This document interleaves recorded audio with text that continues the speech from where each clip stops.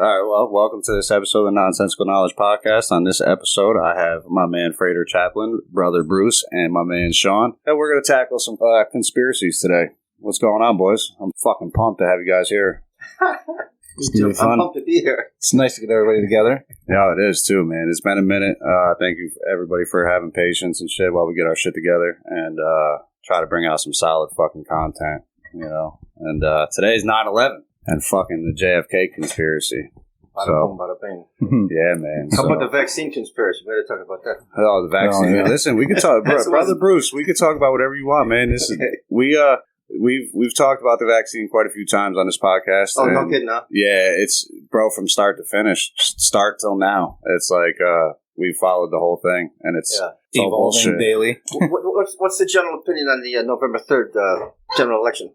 The general election for like the one coming up? No, the one in 2020, November 3rd, 2020. That went kind of fishy. Anybody got any opinions on that? But I mean, I think it's funny that in 2016, everybody was 100% convinced that the 2016 election was rigged by the Russians or whoever may have you. But then in 2020, when we have all these mail-in ballots due to Corona and the least secure election of my lifetime, they're saying that it's the most secure and there's no way that it could have been rigged and there's no way possible. It's a big lie they call it on mainstream media. Well, what they say? They said that there was like some election fraud, but not enough to sway the election. So, like, how much is enough to sway an election, dude? Like, how much fucking fraud? In 1960, it was like 0.1% between Kennedy and Nixon. Holy shit! It was really this close. They both got 50% of the vote. But it came down to what, like somewhere in Illinois or something, didn't it? Well, Illinois, Texas, and I believe Oregon also was a little bit shady. But Illinois for sure. That's where Giancana and the boys rigged it for JFK. Yeah. Because they thought that, John was going to not mess around with the media and get all the casinos back in Havana that they lost when Fidel came into power in 59. Right, and then he didn't play ball.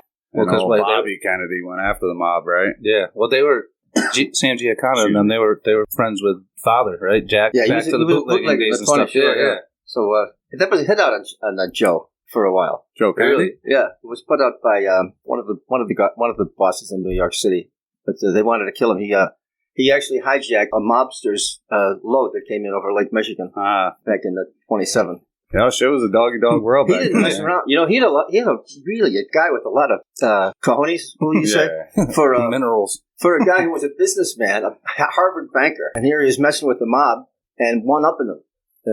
You don't do that shit. Oh, man. You don't do shit like that. When he went to Chicago to talk to a judge there who was kind of the medium between the mob and Joe, the hit was still viable. They were still looking for him. The hit in 1960, it was still on. 59. Wow.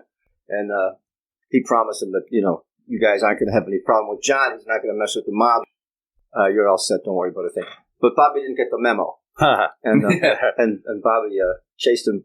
And he must have noticed, they had... This is his feather in his cap, though. Do you think he started to go after the mob more because of his brother being killed, or was he already doing that before? Oh, he was doing that long before. He was doing that in the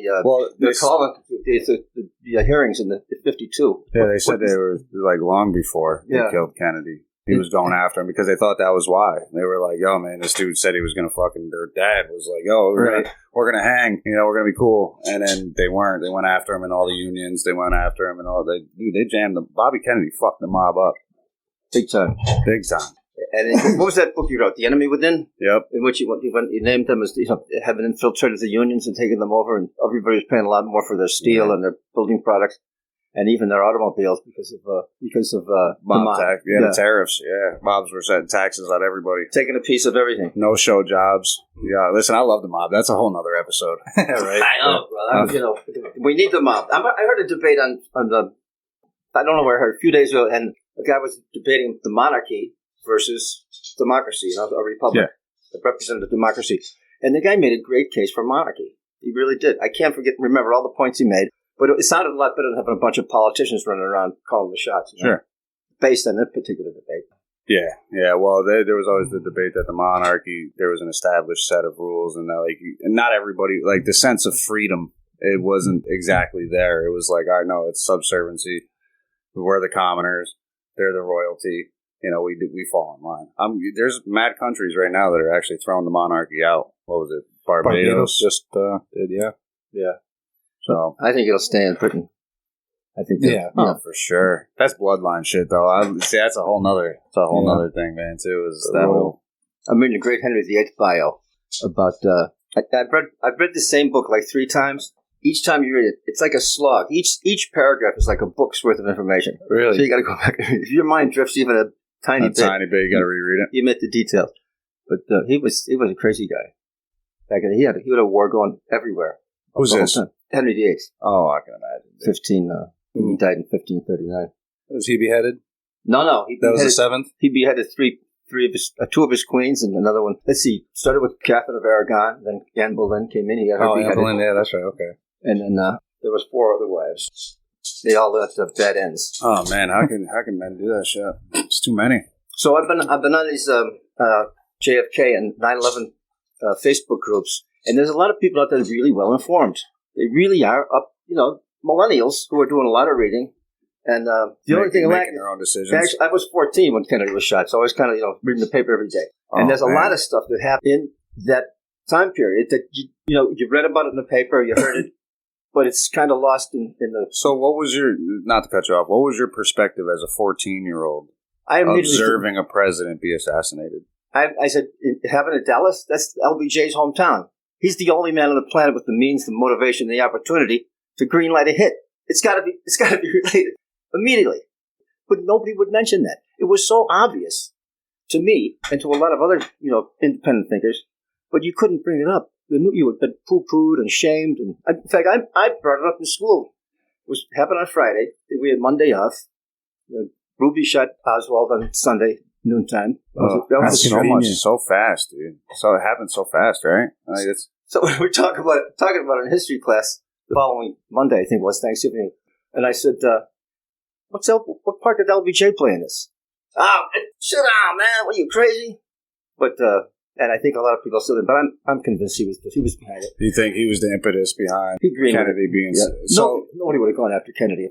Really? You don't Johnson think? They wouldn't have, because Johnson was required to cover it up. They're going to screw up when you try to kill a president. Oh yeah, no question. Well, there was who was it? Allen Dulles was the fucking head of the CIA at the time, correct? No, he'd been fired by Kennedy after the Bay of Pigs. He gave him a little grace period, like a 6-month grace period. And then he fired because he didn't want to shame him, because Dulles did a lot of work. World War II, he was got a lot of information for us to beat the Axis. There was a rumor that Allen Dulles had greenlit it. Like, they had made a protocol when Kennedy had made that speech in 1961 about the secret societies are repugnant and all this other shit. Forgot the name of the speech. It's a great speech, yeah. In front of American University, yeah. Yeah, so see, this guy's fucking awesome. I'm just old, that's all. Right, so, but at the same time, they able to retain a lot. The CIA had allegedly made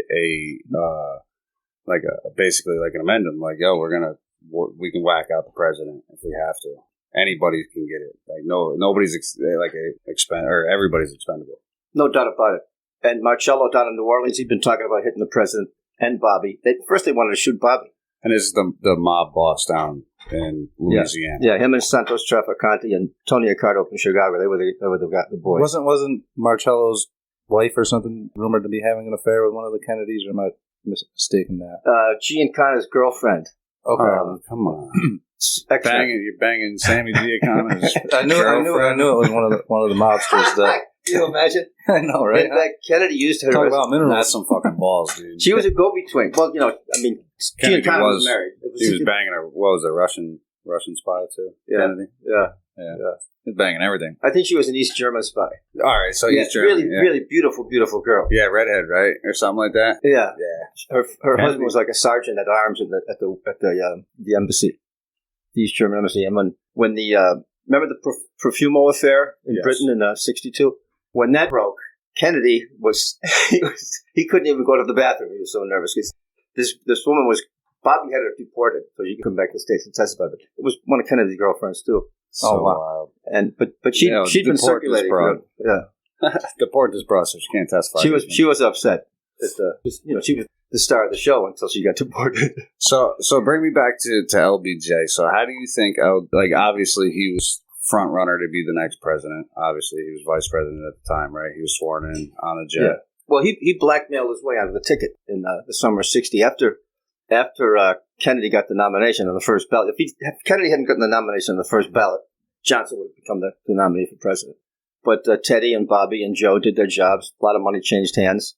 He was smart enough to do all the electoral contests in different states, West Virginia, Minnesota, Wisconsin, and he won them all. And Johnson hadn't done any electoral contests. In those days, you could still get the nomination by back room, one of the cigar smoke in the back room, and just make a lot of deals. Secret society shit. Yeah, but Kennedy went, and he got the electoral votes.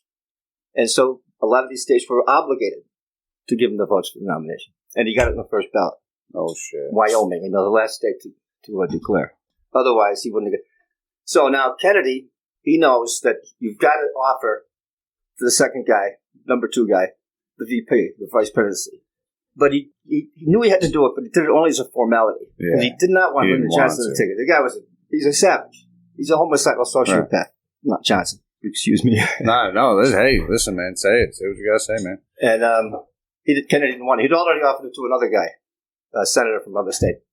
But when he said, "Yeah, well, you happen to have the vice presidency," Lyndon put his hand out, pulled it right out of JFK's pocket. He said, "Thank you." John went back and told Bobby, and Bobby went up the stairs to the suite and he said, "Man, Lyndon, we can't have you as the vice president. You got to excuse yourself from the ticket." And Lyndon actually started crying. And the Speaker of the House, Sam Rayburn, Speaker of the House in 1960, said, he said, "Look, you little punk, you offered it to him, he's going to get it." And he had to go along with it. And once he had LBJ in the ticket, it was all over. Damn. He was heard saying to people, "Sweetie, he's one of the most powerful men in the country, Senate Majority Leader." And this is LBJ was Senate Majority Leader. And the VP spot is like a warm bucket of spit, as you used to describe it. It's what the more. So Lyndon, why would you take this job? He says, "Honey, one of the 4 of the last presidents died in office. That's the best shot I got."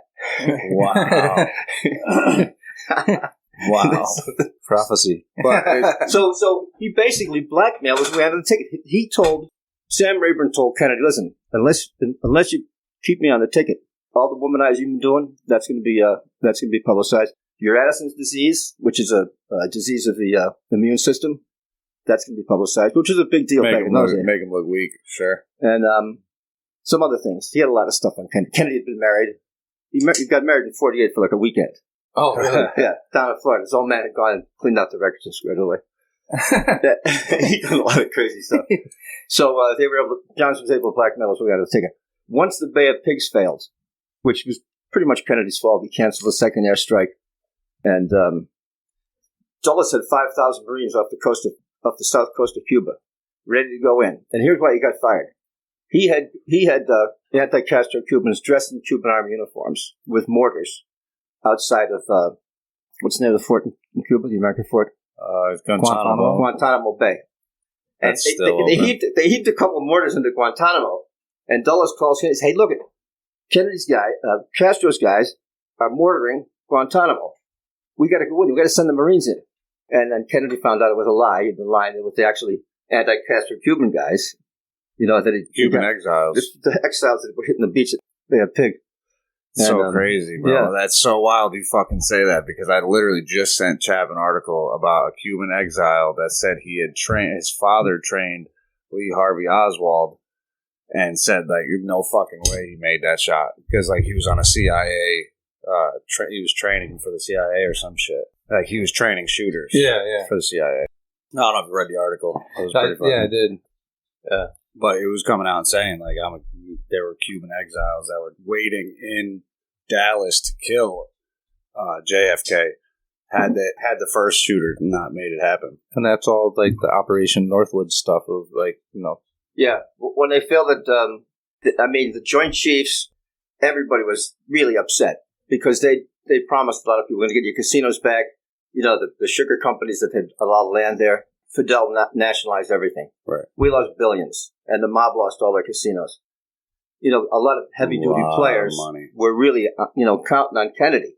And not only is Kennedy, it's not like he just let the plan go. If he just let it go, it would have been fine. But instead, he cut out the second airstrike.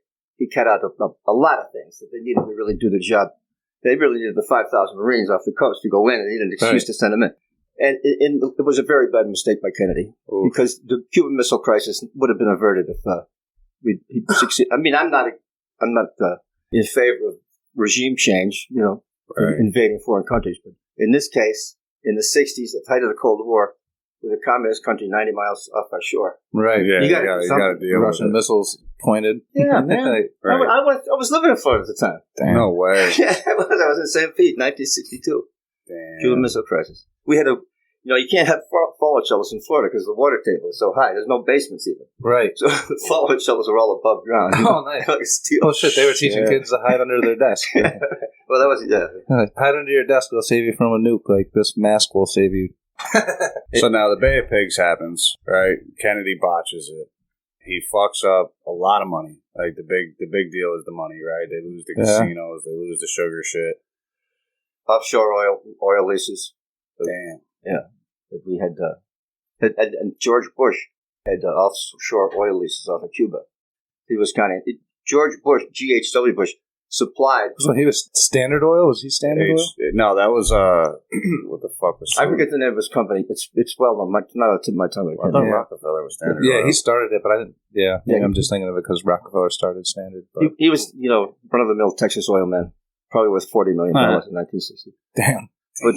But they used head of the CIA. No, or no, he wasn't at that time. Right? At that time, no, he was just an asset.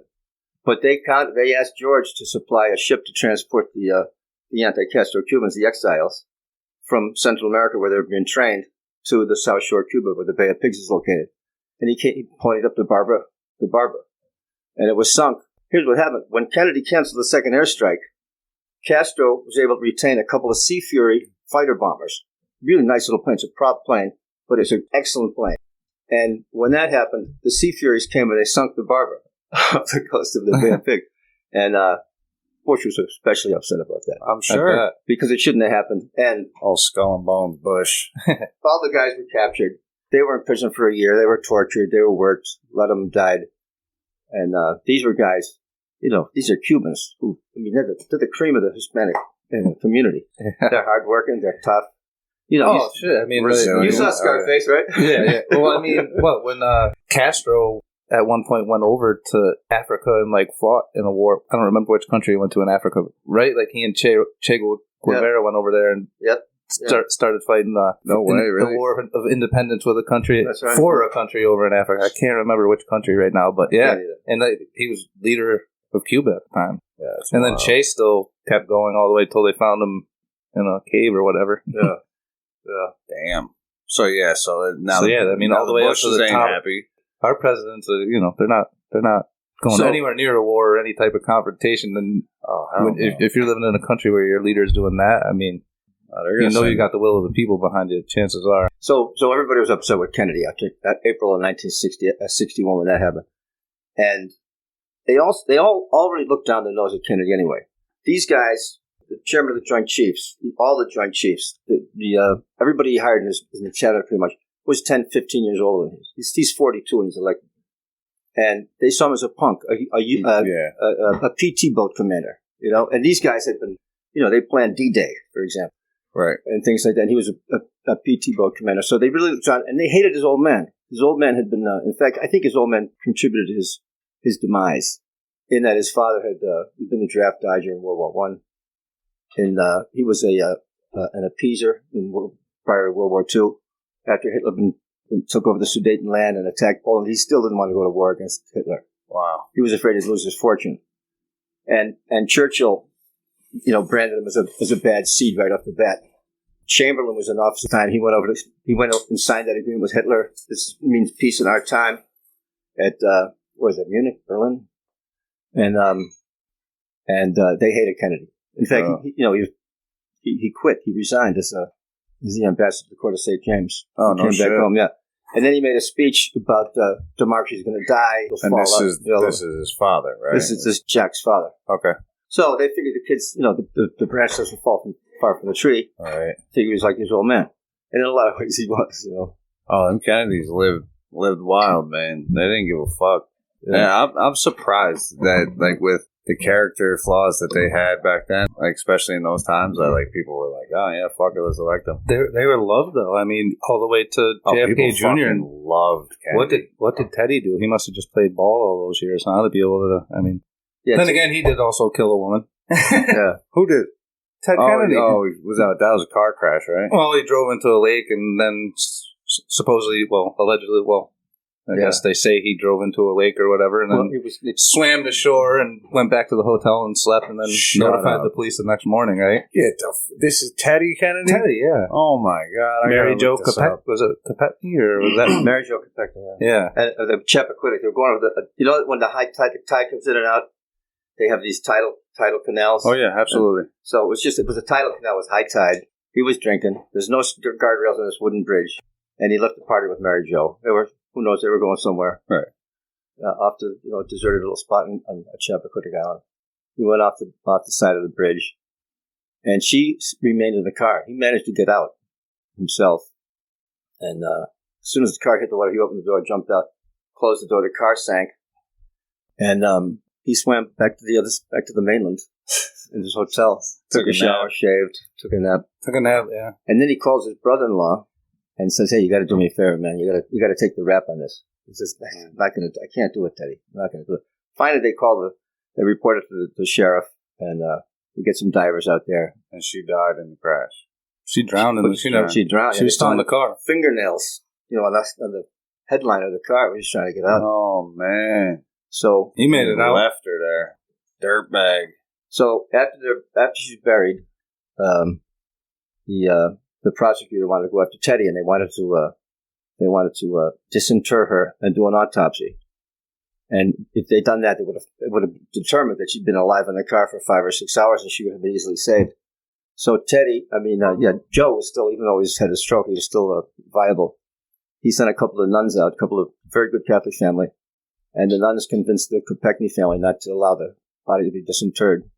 That's the way the Kennedys work. Wow. Yeah, they're always, that's some psychological. Yeah, but they'd always. God doesn't want you to do that. I mean, yeah. No, that's not holy. Wow, that's crazy, dude. When you talk about this conspiracy, your biggest obstacle is you're working against conventional wisdom. Right. Right.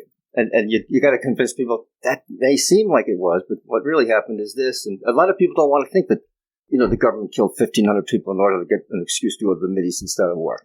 They get out of it. No, yeah. A lot of people have this false sense of security in that, and we're seeing it now a lot with COVID, to be honest, because I tell these dudes all the time, like, Chap, it doesn't scare me what the government's doing.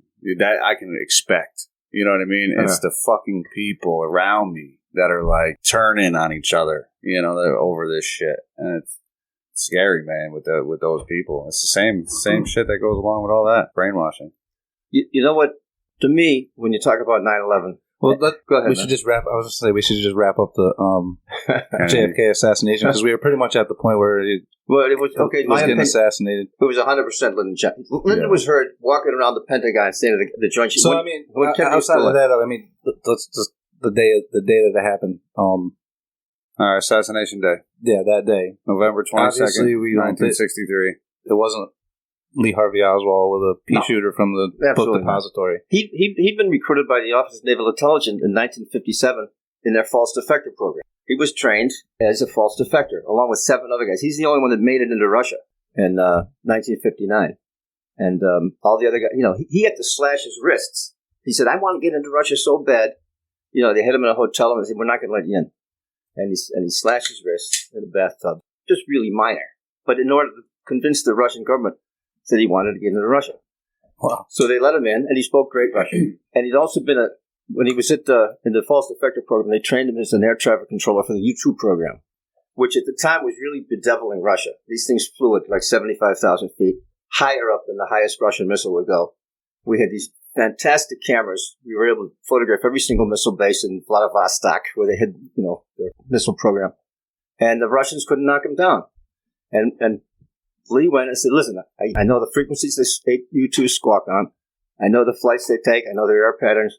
I can give you all the information you need to stop the U-2s from bedeviling you and your missile program."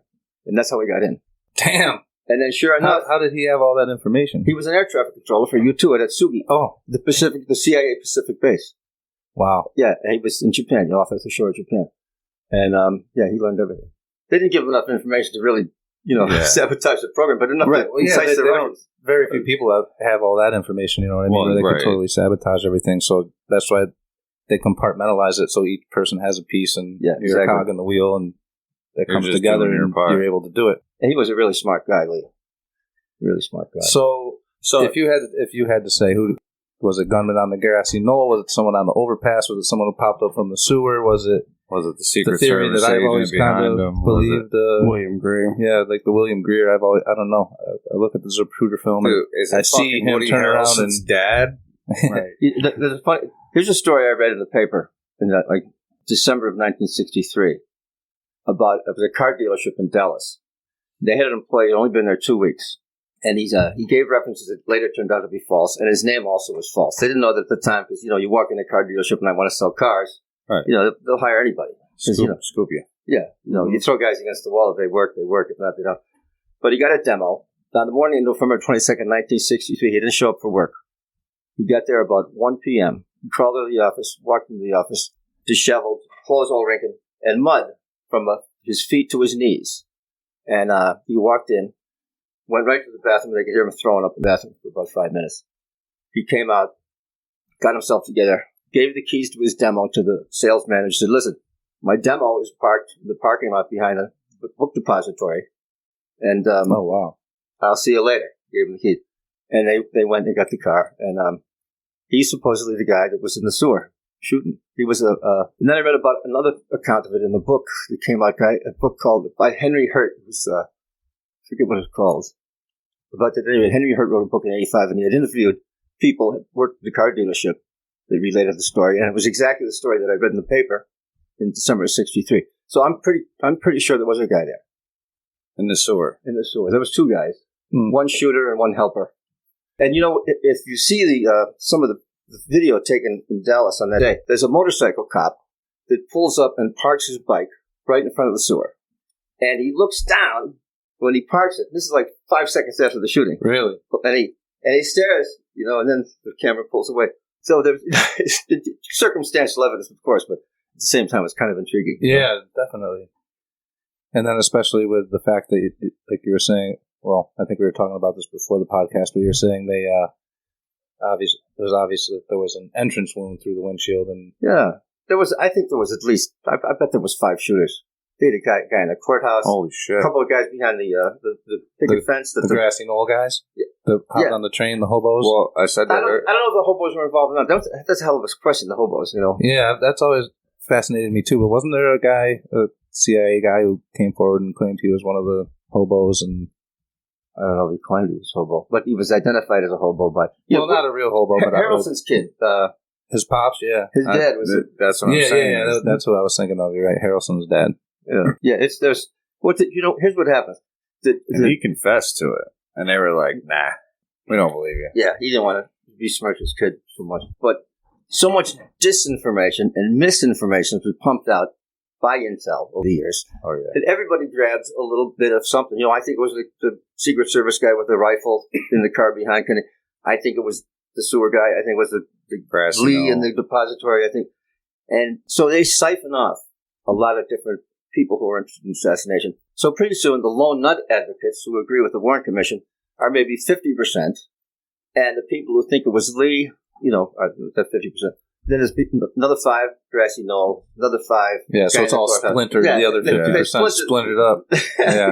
And they call you conspiracy theorists. It's like these guys can't even agree on it. Exactly. They said they coined the term conspiracy theorist for the Kennedy assassination because people were actually critically thinking about it, and they were just labeling them nuts and fucking conspiracy theorists and tinfoil hats and I mean they did discredit it on TV, so it was a public display of like, hey, this is what we can do. And I don't know, I guess in 1963 TVs wasn't cable and you're more things than you could possibly watch in your entire life in front of you. 19 apps of streaming stuff. It was like you had 2-3 channels and to have the president but the whole day was just crazy. I mean, to have him in a convertible And they were hostile towards him in Texas at the time, right? Like, that's why he was there, was because he was trying to win some votes. Yeah, but they gave him a really warm welcome. Yeah, he was loved by a lot of the people. Taking him around 90-degree angles or something like that in the car. And he refused the bubble, right? Yeah, when they turned right onto Houston, and then they were supposed to go straight through, stay on Main Street, which would have been far away from the book depository, would have been able to get shot. But they changed the route. You know, the mayor of Dallas, his brother was fired along with Allen Dulles in 1961. He was the second in command at the CIA at the time. Go figure. I can pull his name up real quick. But his brother was the mayor of Dallas. The mayor of Dallas changed the route, or allowed the route to be changed of the motorcade. So it took a right on Houston. And then that left on Elm was a 120-degree turn. Right, okay, yeah. Which so the Secret Service doesn't allow a 120-degree turn. Right. In fact, if you watch the Zapruder film, they start with the limo coming down Elm. What they cut out was the limo actually had to back up. It was such a sharp turn, the limo was so long. They took the left, and they hadn't practiced. So he actually backs up, does a Y turn, or a W, whatever you want, underneath the book depository, and then straightens up and comes down Elm. Now, if Lee was up there, ready to shoot the president, would he have shot him coming towards him on Houston, or he was directly below him, right? Making instead of an impossible shot through a tree. Why don't you go, hey, this is going to be such an easy shot. Go ahead, go 75 yards, and then I'll shoot you. I'll give you a break. There's so many inconsistencies. There was also that one Secret Service agent who was pulled off of the back of the car, and he looks all confused. Like, why are you telling me to get off of the car right now? Yeah, and they got film of that, huh? Yeah, that's fun. That's really interesting. Yeah, there's so many layers to it. Here's something. This may not be. Here we are. I'm just throwing stuff up. No, do it. But Lyndon Johnson's guy, his own little Secret Service. He had a couple of guys just dedicated to him. When they landed at Love Field in Dallas, they went over to where the limo was. Right at the field. And the Secret Service guys said, get that goddamn bubble top the hell off of there. There's a bubble top. There's a glass, clear plastic bubble top. They want to see Jackie smile. But really, it had rained. It was planned. And they were leaving a bubble top on, which may or may not have saved Kennedy. I don't know. But just little things like that, you hear about. They may or may not mean a damn thing. Little nuances, right? Yeah, they wanted him gone. He was gone. Yeah, sure was. So, and they would not... State law in Texas, there's a murder in Texas, the body gets autopsied in Texas. You know about when they had a cop and a judge at Parkland. They said, you can't take the body, it's got to be autopsied. There were 6 Secret Service guys surrounding the gurney with Kennedy's body on it. And the judge stood in front of the gurney. It's got to be autopsied. You can't take it out of here. This is documented. It's not well documented. Right. And the Secret Service guys pulled out their machine guns. What did they use back then? Tommy, I don't know. What are they? Tommy guns? Kind of like Uzis. 6.3. Probably a little Mac 10 or something. A cop with a 6-shooter and a judge has no chance against a big gun like that. So they wheeled the body, took it to airplane field, and off they went. And it got autopsied at Bethesda, and no brain. No brain, yeah. They've still never found the brain. Shut the fuck up. JFK's brain went missing. And after the autopsy, they've never found his brain. What in the fuck?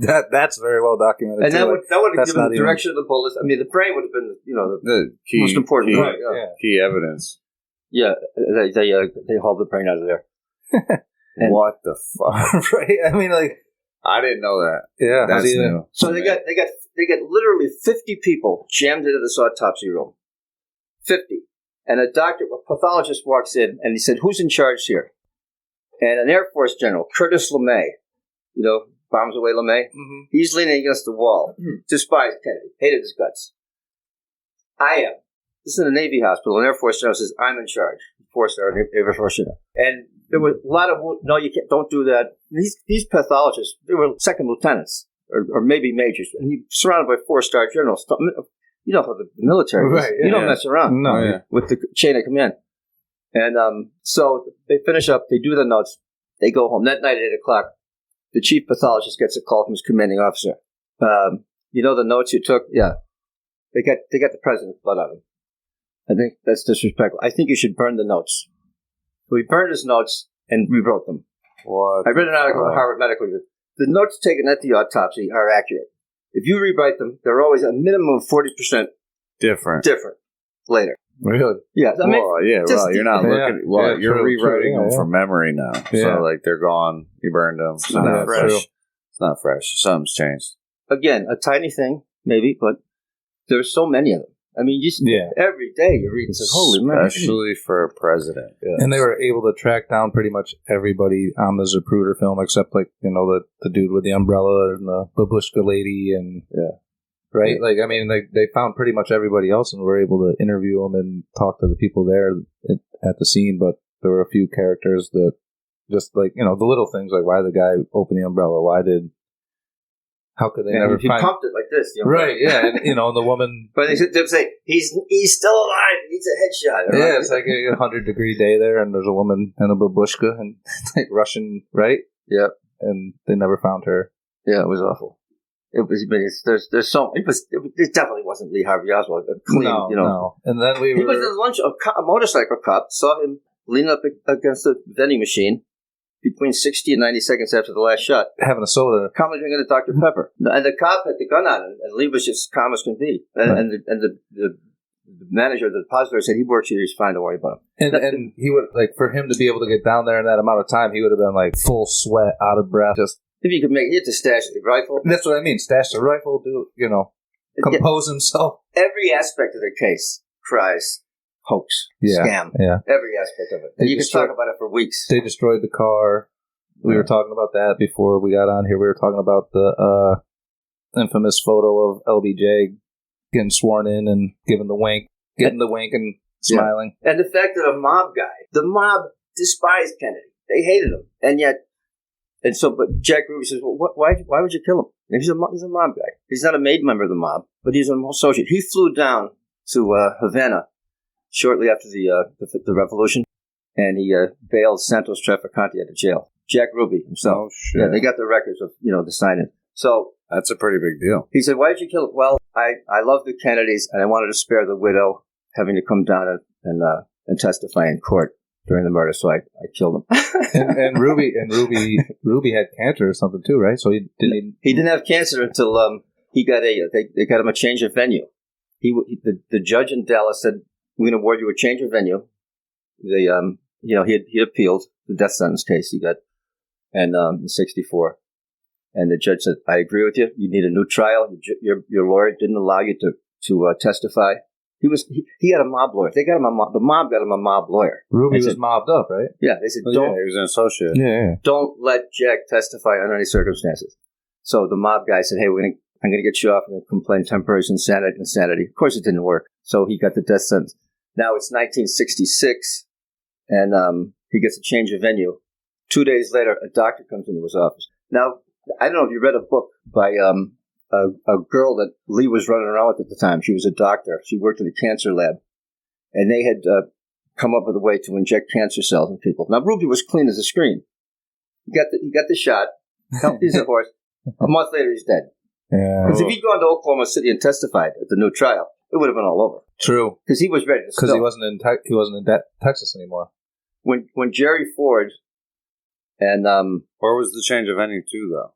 Oklahoma City. And there was no death penalty there? Because I thought they killed Timothy McVeigh, right? Well, they were saying... No, there's a death penalty, but what the deal was... He was ready to talk. Yeah, if he got out of Dallas. Yeah. Out of Texas, he was ready to spill the beans. Earl Warren and Gerald Ford went down to Dallas as members of the Warren Commission, and they interviewed... Check this out. They interviewed Ruby, and he says to Earl Warren, listen, you got to get me out of Dallas. I can't testify here. If I testify here, I'm going to get hurt. I'll be eliminated. You got to get a subpoena me back to Washington, D.C. I'll tell you everything. And Warren goes, this is all written down. I mean, Mr. Ruby, by all means, don't say anything that's going to get you hurt. This is the investigator. He's ready to spill. The head of the Warren Commission. And Earl Warren shuts him up. No, don't say anything that's going to get you hurt. Because he would have... This is on video. A reporter grabbed him for about 30 seconds outside the court. He said, there was something you wanted to say there, Jack. What it was? He says, the guy in office right now, the head man, he's the one. Really? Wow. Are you familiar with Jolly West? Does that name sound familiar to you? How do you spell it? Jolly's the nickname. It's actually Luis Jolyon West. Remind me a little bit. That's Jack Ruby's doctor. Oh, yeah, okay. So he was assigned to him. Is he the guy that gave him the shot? I'm not sure, but he was psychologist that was assigned, but he is actually linked to the MK Ultra project. No kidding. And infamously, allegedly killed an elephant with LSD during an experiment. We got to get How much some of does that take? Yeah, right. It can be arranged. I've man. actually heard of that experiment where the elephant died from LSD. Yeah, coincidentally, that's Jack Ruby's Psychiatrist? psychologist, I think. Oh my god. Yeah, so I mean, wouldn't be out of the realm. No, of course not, dude. So I want to find out how much that took to kill an elephant. Yeah, I'll try to find We it. need double. What was going through his mind when he passed away? Yeah, right. Right. Well, So- I mean, just talking about the deviousness of the government. I mean, you have Project Artichoke where they were doing those LSD experiments on soldiers and seeing how they would perform, thinking like, Yeah. hey, you know, because the hippies were Timothy Leary and all these other people that kind of had loose connections that you could go into all day. Got the Harvard connection and everything there, but they thought maybe they could use it to create a super soldier. And I mean, I've seen videos from Project Artichoke stuff where like the soldiers are just tripping balls and they can't even go over the most basic. Yeah. Oh, yeah, Exactly. yeah. There's video of that. Yeah. 40s and 50s. And who's the guy that ran that? They made a show about it on Netflix. I still haven't watched it. I heard it was really good. It's called like Wormwood or something. I don't know. That But sounds- the that guy sounds in New York City, they got him in New York City. He committed suicide by jumping. Yeah, I heard about that. I can't remember his name. Maybe Sean could look that up.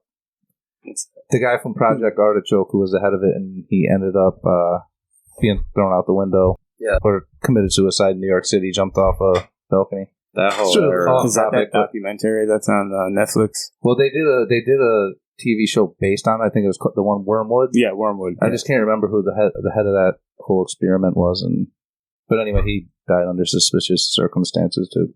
Fucking all do. You They guys- all do. You got any Mike Tyson shows? Like his hot boxing, podcast? Yeah, I checked some of them out. Caught a couple, yeah. He talks about some of the stuff he's been doing. Oh shoot, I'm not online here, am I? What, the psychedelics? Yeah, man. He's getting man. all kinds of heavy duty stuff. So The way you so talk about him, I got to try some of that stuff. He's I don't even know what it is. He was talking with Joe Rogan. DMT. Something. I don't know. Yeah, DMT or DMT. I like where this conversation's going. So, man. Yeah. I'm too old for that stuff. This elephant. Okay. elephant All right. So experiment elephant was died. done at the University of Oklahoma, Okay. and Charlie West injected the elephant with an unknown quantity for research purposes. The conclusion of the cause of death is unknown. There was violent outbursts and uncontrollable behavior. I'm sure the fucking elephant didn't know what the fuck was going on. They also did it to a 7,000-pound bull. Holy shit, they're brave. Oh, I'm sorry. That's a bull elephant. I had to read on. Oh, it was a wow. 7,000-pound Okay. bull elephant. That's a fucking big Yeah. bull. Oh, yeah. 297 milligrams of LSD. 200 what? Does that say milligrams? MG. Yeah. Yeah, milligrams. 297 milligrams of LSD. You know, I can do anything I The want on my average phone. human takes like True, You yeah. don't even need a computer. Well, that's It's like a if you microgram. want to log in, that's the It's fucking network. wild. That's the 7,000-pound animal. That's pretty fucking crazy, dude. Did you see by any chance who that guy was, Project Artichoke? Because I guess I can look it up too, but for some reason it's driving me crazy. Yeah, you know, Timothy Leary was good friends with a woman named Mary Meyer, Mary Meyer happened to be JFK's mistress at the time. They'd known each other since way before he met Jackie. He met her in the 40s. She was going out with Cord Meyer, who was number 2 guy at the CIA when Kennedy was shot. And Mary Meyer was divorced from Cord, but she was still plugged in with all the parties, the social world in Washington, D.C. And after Jack was shot, she was really upset. And she knew what the CIA had been involved in at that time. So she started going to parties. When the Warren report came out, she read it and said, this is all nonsense. And she started talking to people and making a fuss, complaining, and she was really highly placed. What was her middle name? She had a middle... Was the name of her maiden name Mary something Meyer? Just going to look it up now. At any rate, so shortly after the Warren Commission issued their report in September of '64, and Mary Meyer started complaining, calling up other wives, CIA wives who she was friendly with, said, you know, our guys, they were behind the assassination. And 3 weeks later, she was found dead on a towpath that was used to jog on in D.C. And Damn, in DC. so her brother-in-law was Who's the guy that edited the Washington Post? Ed Bradley, something Bradley? I think it was Ed Bradley, and then he went on not the same guy that went on Ed Bradley was 60 Minutes. He was married to Mary Meyer's sister. Oh, and, really? So they go back to the house, and Mary had been living in there, a garage apartment behind Bradley's house. And they walk into her apartment, and there's Jim Angleton, head spook at the CIA, with Mary's diary, which she had said to her sister, if anything happens to me, get the diary. It's got all the information about, what Jack was thinking about, what he was worried about, things like that are going to be very important if something happens to him. And it was embarrassing for Angleton, the CIA spook, but he got the diary. And there was something like 54 prima facie witnesses who were eliminated one way or the other in the 2 years after the... How many? 54. 54. Wow. Suicides. And I was going to say, gunshots. Just a lot of the witnesses are mysterious deaths. And we wonder where Hillary got it from, dude. Yeah. Clinton bodyguard shit. So the scientist that jumped or fell was Frank Olson. Project Artichoke? Yeah. Frank Olson. Biological weapons development program. So Mary Meyer said her and Jack used to do LSD. Really? He did it several times, yeah. And he smoked weed as well. I got to hear about this. JFK and LSD? Yeah. Keep in mind, he was a 42, 43-year-old guy when he was elected. He was the youngest. He was still a kid. Yeah. Youngest. Yeah. Like modern day. He was 30 years younger than I am now. So he was still a couple years older than me, yeah. And he's the president of the United States. So take me back to when he was elected in your childhood. Like, what was it like as a 14-year-old to see such a charismatic president? Like, somebody that people really got behind. Well, it was funny. Before him was Reagan, right? No, or not Nixon. Eisenhower was before Kennedy. Okay. They were like the few guys before him were more like military guys, Eisenhower and... Yeah, Eisenhower and Truman they were World War I vets. Yeah, Truman, Eisenhower, and then you had, FDR and all these guys who were presidents during World Wars. And Kennedy wove that into his inaugural address. He said, the first president born in this century, hardened by war, and a fast and hard and bitter peace, et cetera, et cetera. But he was the first president born in the 20th century. Oh, wow. That's a nice little trivia tidbit right there. 1917. So what was it like? What was it like seeing that as a child back in the 60s? I've been a Republican household, My dad was Republican. My mom was a little more, central, but my dad was a Nixon guy. And so I watched I stayed up the night of the election till the whole night and watched. It was really exciting. I mean, I think Nixon conceded at about 4:00 in the morning. Oh, shit. Oh, wow. Yeah. And it was still very close. And the results of the election were so sketchy that, a lot of people said, "Hey, you got to do a recount. Something's got to go on here because there were so many stories about misdeeds that took place in Texas and Illinois. For example, in Cook County. So what did they do? They just they cooked the ballots, or Illinois? I don't know, it had no number of electoral votes at the time, but Illinois is heavily Republican. Only Chicago was Democratic. Right. But the mob ran Cook County. And Mayor Daley, Mayor Daley? Oh, yeah. I used to do a lot of jokes about him on the radio. They bought these old voting machines from Chicago when they looked at them, and Mayor Daley won the presidential race. But because Mayor Daley also rigged the election. But Kennedy got 95% of the vote in Cook County. Holy shit. And that flipped the state, because Illinois is still razor thin. And that was the big, that made the difference. And Texas, I mean, they were a Republican state. They voted for Nixon. Texas was red then. Right. And they wanted Nixon. But quickly, everybody loved Kennedy. After 62, when they lied about what happened during the missile crisis, 62, Kennedy had to give up a lot of things to get Khrushchev to pull the missiles out of there. He had to take our missiles out of Turkey. And that kind of sealed the deal on Kennedy. They were really upset with him when he compromised the Bay of Pigs invasion. Because that should have been a no-brainer. Now, do you think this was a personal decision by Kennedy, or was he going by the advice of his cabinet? He was the only guy, other than his brother, who wanted to cut back on the Bay of Pigs stuff. The rest of them said, just go with it. Let them guys do it. I mean, there was one other guy, I forget who it was. But for the moment, he put the decision up to his cabinet. He said, what do you think I should do here? They wanted to go in. We get this communist country off, sure. But Kennedy he was kind of pretty much a pacifist guy. He didn't want to go to war. He was like Trump. He didn't want to go to war. He wanted to fucking do LSD and fuck bitches.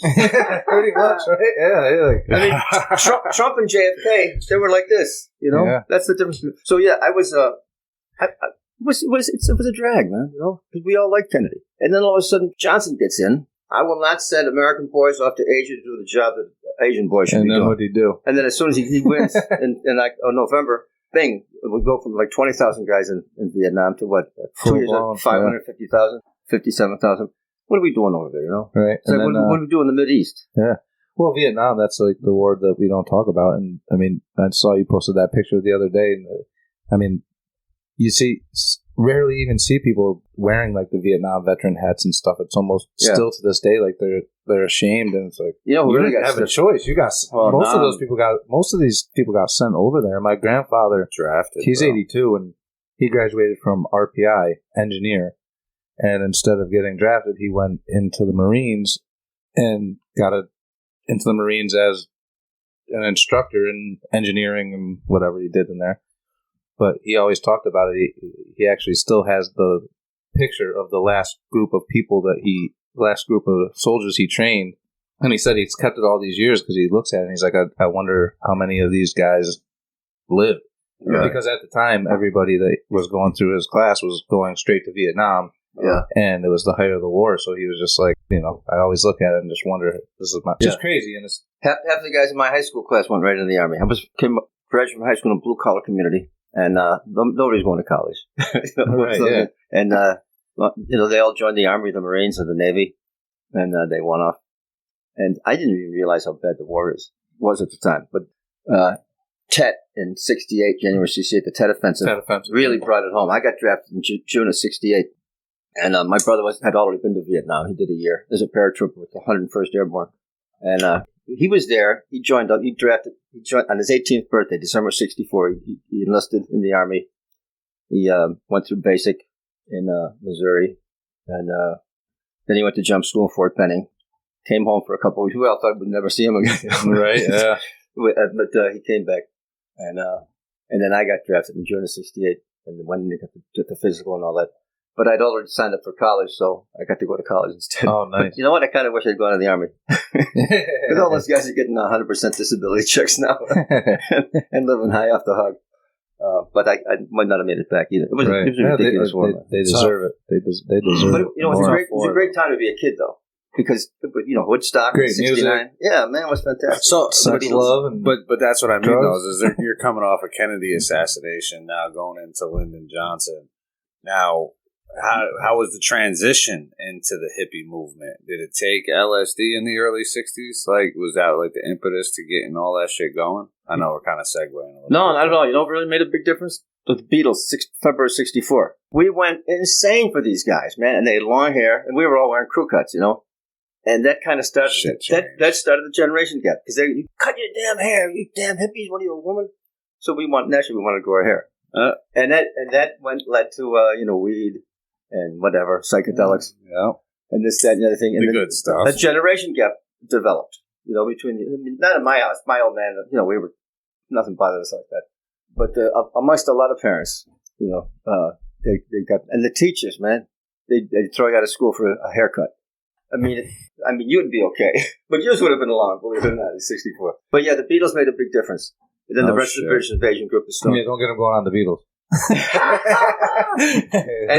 and then the phony Gulf of Tonkin incident in August of 64. I was just going to ask you about that to see. I wanted to know how fresh that was in your mind and how they actually sold that storyline to people. Yeah, the guys on the ship said, well, they said, you know, I mean, North Vietnamese didn't even have a name, but they attacked one of our I think a pocket destroyer or something. And what year was the Gulf of Tonkin?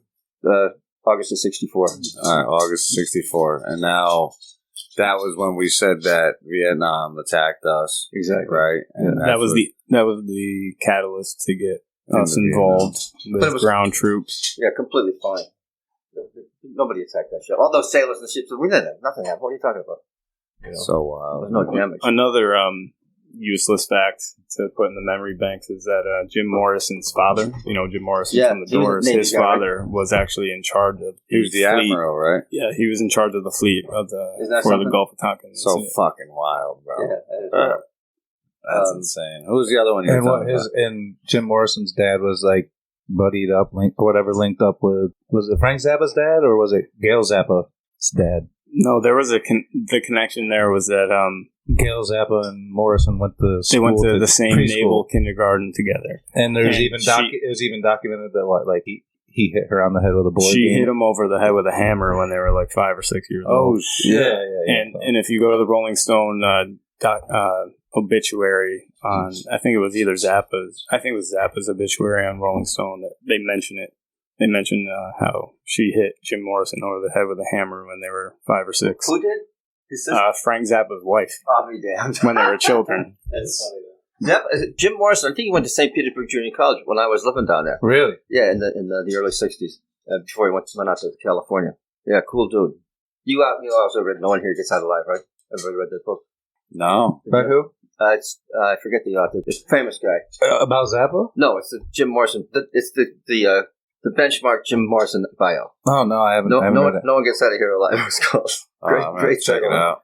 Yeah. So, I mean, I guess we digressed a little bit. Well, I was just going to say, talking about excellent. It's been a great conversation, man. I'm just excited to segue because I was going to say, showing that there's a good chance that they possibly could have killed the president on TV. Is there a chance they possibly could have pulled off 9/11? No question. A little segue, or at least turned a blind eye to it. Well, there's a lot of. I think there's active involvement. But I've approached friends and say, hey man, you watch Anatomy of the Great Deception on YouTube? What's it about? It's about 9/11. No, man, the government didn't kill people. Come on, they're going to kill their own people. Get that. So people won't even allow their curiosity to free reign. No, especially that one. I mean, that's questioning patriotism. That's questioning, that's borderline like, you hate the flag, you hate America. That's how they sold 9/11. Well, let's start right at the beginning. September 11th. What was it? 2001. Well, we talked about Operation Northwoods a little bit, just because they were doing that. That was written, I think, in the 60s. That was written by the chairman of the Joint Chiefs of Staff as a way in '62, as a way, since they failed at the Bay of Pigs invasion. This was a new way to knock Castro out of the box. And they were talking about hijacking planes and things like that. Commercial airliners, blaming it on Cubans. Right? Four commercial airliners were going to take off out of Miami. They'd be filled with, so it's like 30% capacity, just like the 9/11 planes. They were all, these are coast-to-coast planes. They're filled with like 28%. Right. They don't fly that route. No, it's not worth it. Yeah, that flight never would have left. But in the 62 Northwoods plan, 4 airliners are going to take off with military and government employees, people who compartmentalize information, know how to keep their mouth shut. The airlines were going to take off, land at Eglin in the panhandle of Florida, Eglin Air Force Base. The government and military employees would get up, go to whatever destinations they were going to by alternate means, train, bus, another flight, military flight. And drones were going to be shot into 4 office buildings along the southeast coast, Jacksonville, Savannah, Charlotte, and Richmond. Regular office buildings, drones, going to go in there, can be blamed on the airplanes. The airplanes that landed at Eglin, they can say, airplanes ran into these buildings.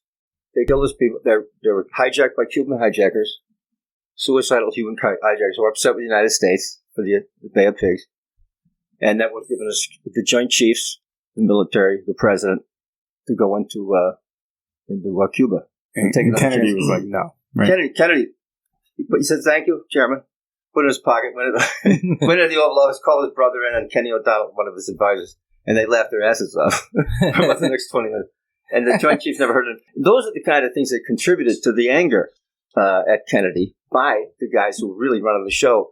Alan Dulles, well, not anymore when she was gone, but the chairman of the Joint Chiefs. But you're embedded so far, right? You're with Alan Dulles. You're still involved. So they still went to his house. They still took orders from him. He was still a man. So we have Operation Northwoods, which was like 50 years old at the time, and I guess less than 40, but that also leads to the PNAC document, right? With the Project for a New American Century, where they also talked about we needed, I haven't studied this in so long, but it was a Pearl Harbor-like event to get us into the Middle East. Yeah, and Bush had been talking about that ever since he became president in '89. We need a new Pearl Harbor to accelerate the New World Order that I have in mind. Right. Which is going to be a Pax Americana with Israel and the United States, kind of a little higher than everybody else. And they didn't even take China into account at the time. It was going to be all nations would be kind of equal, which is I think what's going on right now. A new world order is what they're looking for. Basically, totalitarianism, centralized dictatorial government demanding complete subservience from all of us. But at any rate, the Bush hounded, every speech he made. I remember we need this new Pearl Harbor to unite, propagate my new world order. And in February '93, they put a truck bomb onto the North Tower, and they were going to make it tilt into the South Tower. That was the plan. But it didn't work. They had 400 pounds of, I think, nanothermite. And that's the first World Trade Center bomb. Yeah, that guy was a total patsy, though. Yeah, I was say he was a total patsy, right? I know he had like crazy connections to. Didn't they blame Bin Laden on that? They blamed Bin Laden for that, didn't they? The first time? Yeah. I don't know. Yeah, I know the Sheik hit the guy with like one eye, right? He had like one eye, or one eye was white. So yeah. I guess I have a computer here. Yeah, remember? Well, trying not to get too buried into it, so we can just kind of. But at any rate, no, it's important because they did. I mean, they tried to take it down before. Those towers were a symbol in New York City. I mean, that was the skyline. That was the focal point of the skyline of New York City, which is always arguably the center of the world, the biggest, one of the most iconic places. All the other. Everything operates off of Wall Street, and other markets around the world wait to see what's happening on Wall Street in New York. And the towers were the Mecca. They were white elephants. They didn't have parking. Those buildings were 30% full each. They lost $20 million a month. The New York Port Authority, which sold them to Larry Silverstein in March of 2001, had already gotten 5 stays from the federal government saying you got to shut down unless you move asbestos. So they got an estimate. It was going to be $1 billion per tower to take all the asbestos for abatement. Just to take the asbestos out of the towers and replace it with a non-toxic insulation. Wow, so that's just a sidebar here. I mean, I never really knew all about that asbestos stuff until we've been texting back and forth. I never focused much on it, but I mean that makes total sense why all the first responders are getting these cancers and dying off at. Mesothelioma. Yeah. Wow. Okay. In anatomy, I mentioned the percentage of nanothermite in the rubble, and it was like 20% of all the rubble was nanothermite. Wow. The building was exploded all over Manhattan. It didn't pancake. You could see the video, and they were saying like some of those beams shot like many blocks and like hundreds of miles an hour. These chunks of steel. Now, if those buildings from a plane explosion. Yeah, exactly. From a plane crashing into it. And now they were saying that these were built to withstand shit like that also, correct? Yeah, the architect said they were built to withstand a 737 or whatever, right? Anybody listening to this podcast... But these were 747s. Listen, watch Anatomy of a Great Deception on YouTube. It will convince you that the buildings came down via controlled demolition. It doesn't talk about the planes or anything else. Just convinces you that the buildings came down via controlled demolition. Now, so do you think that it was wired throughout? Was it Bush's brother's company? Yeah, Securicom. That he owned the company that went in there, wired the building. Yeah, it was Dorothy Walker. Bush's wife's maiden name. Her brother was the chairman of the board. Marvin Bush, W's brother, was the chairman of the board. Walker was the president, Dorothy's husband. So it was a Bush family security firm. They ran security at Dulles Airport, the World Trade Center, United Airlines, and Los Alamos Labs. The only place on the planet you could get nanothermite in 2001. It was a brand new.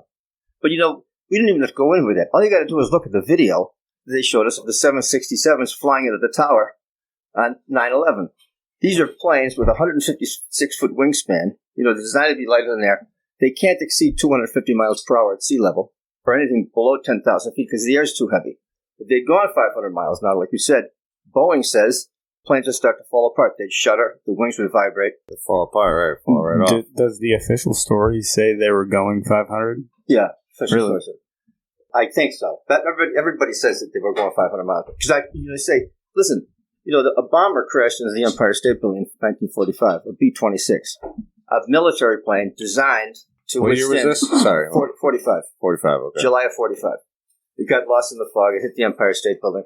And only the nose got through the steel structure of the building. Half the plane landed on the street.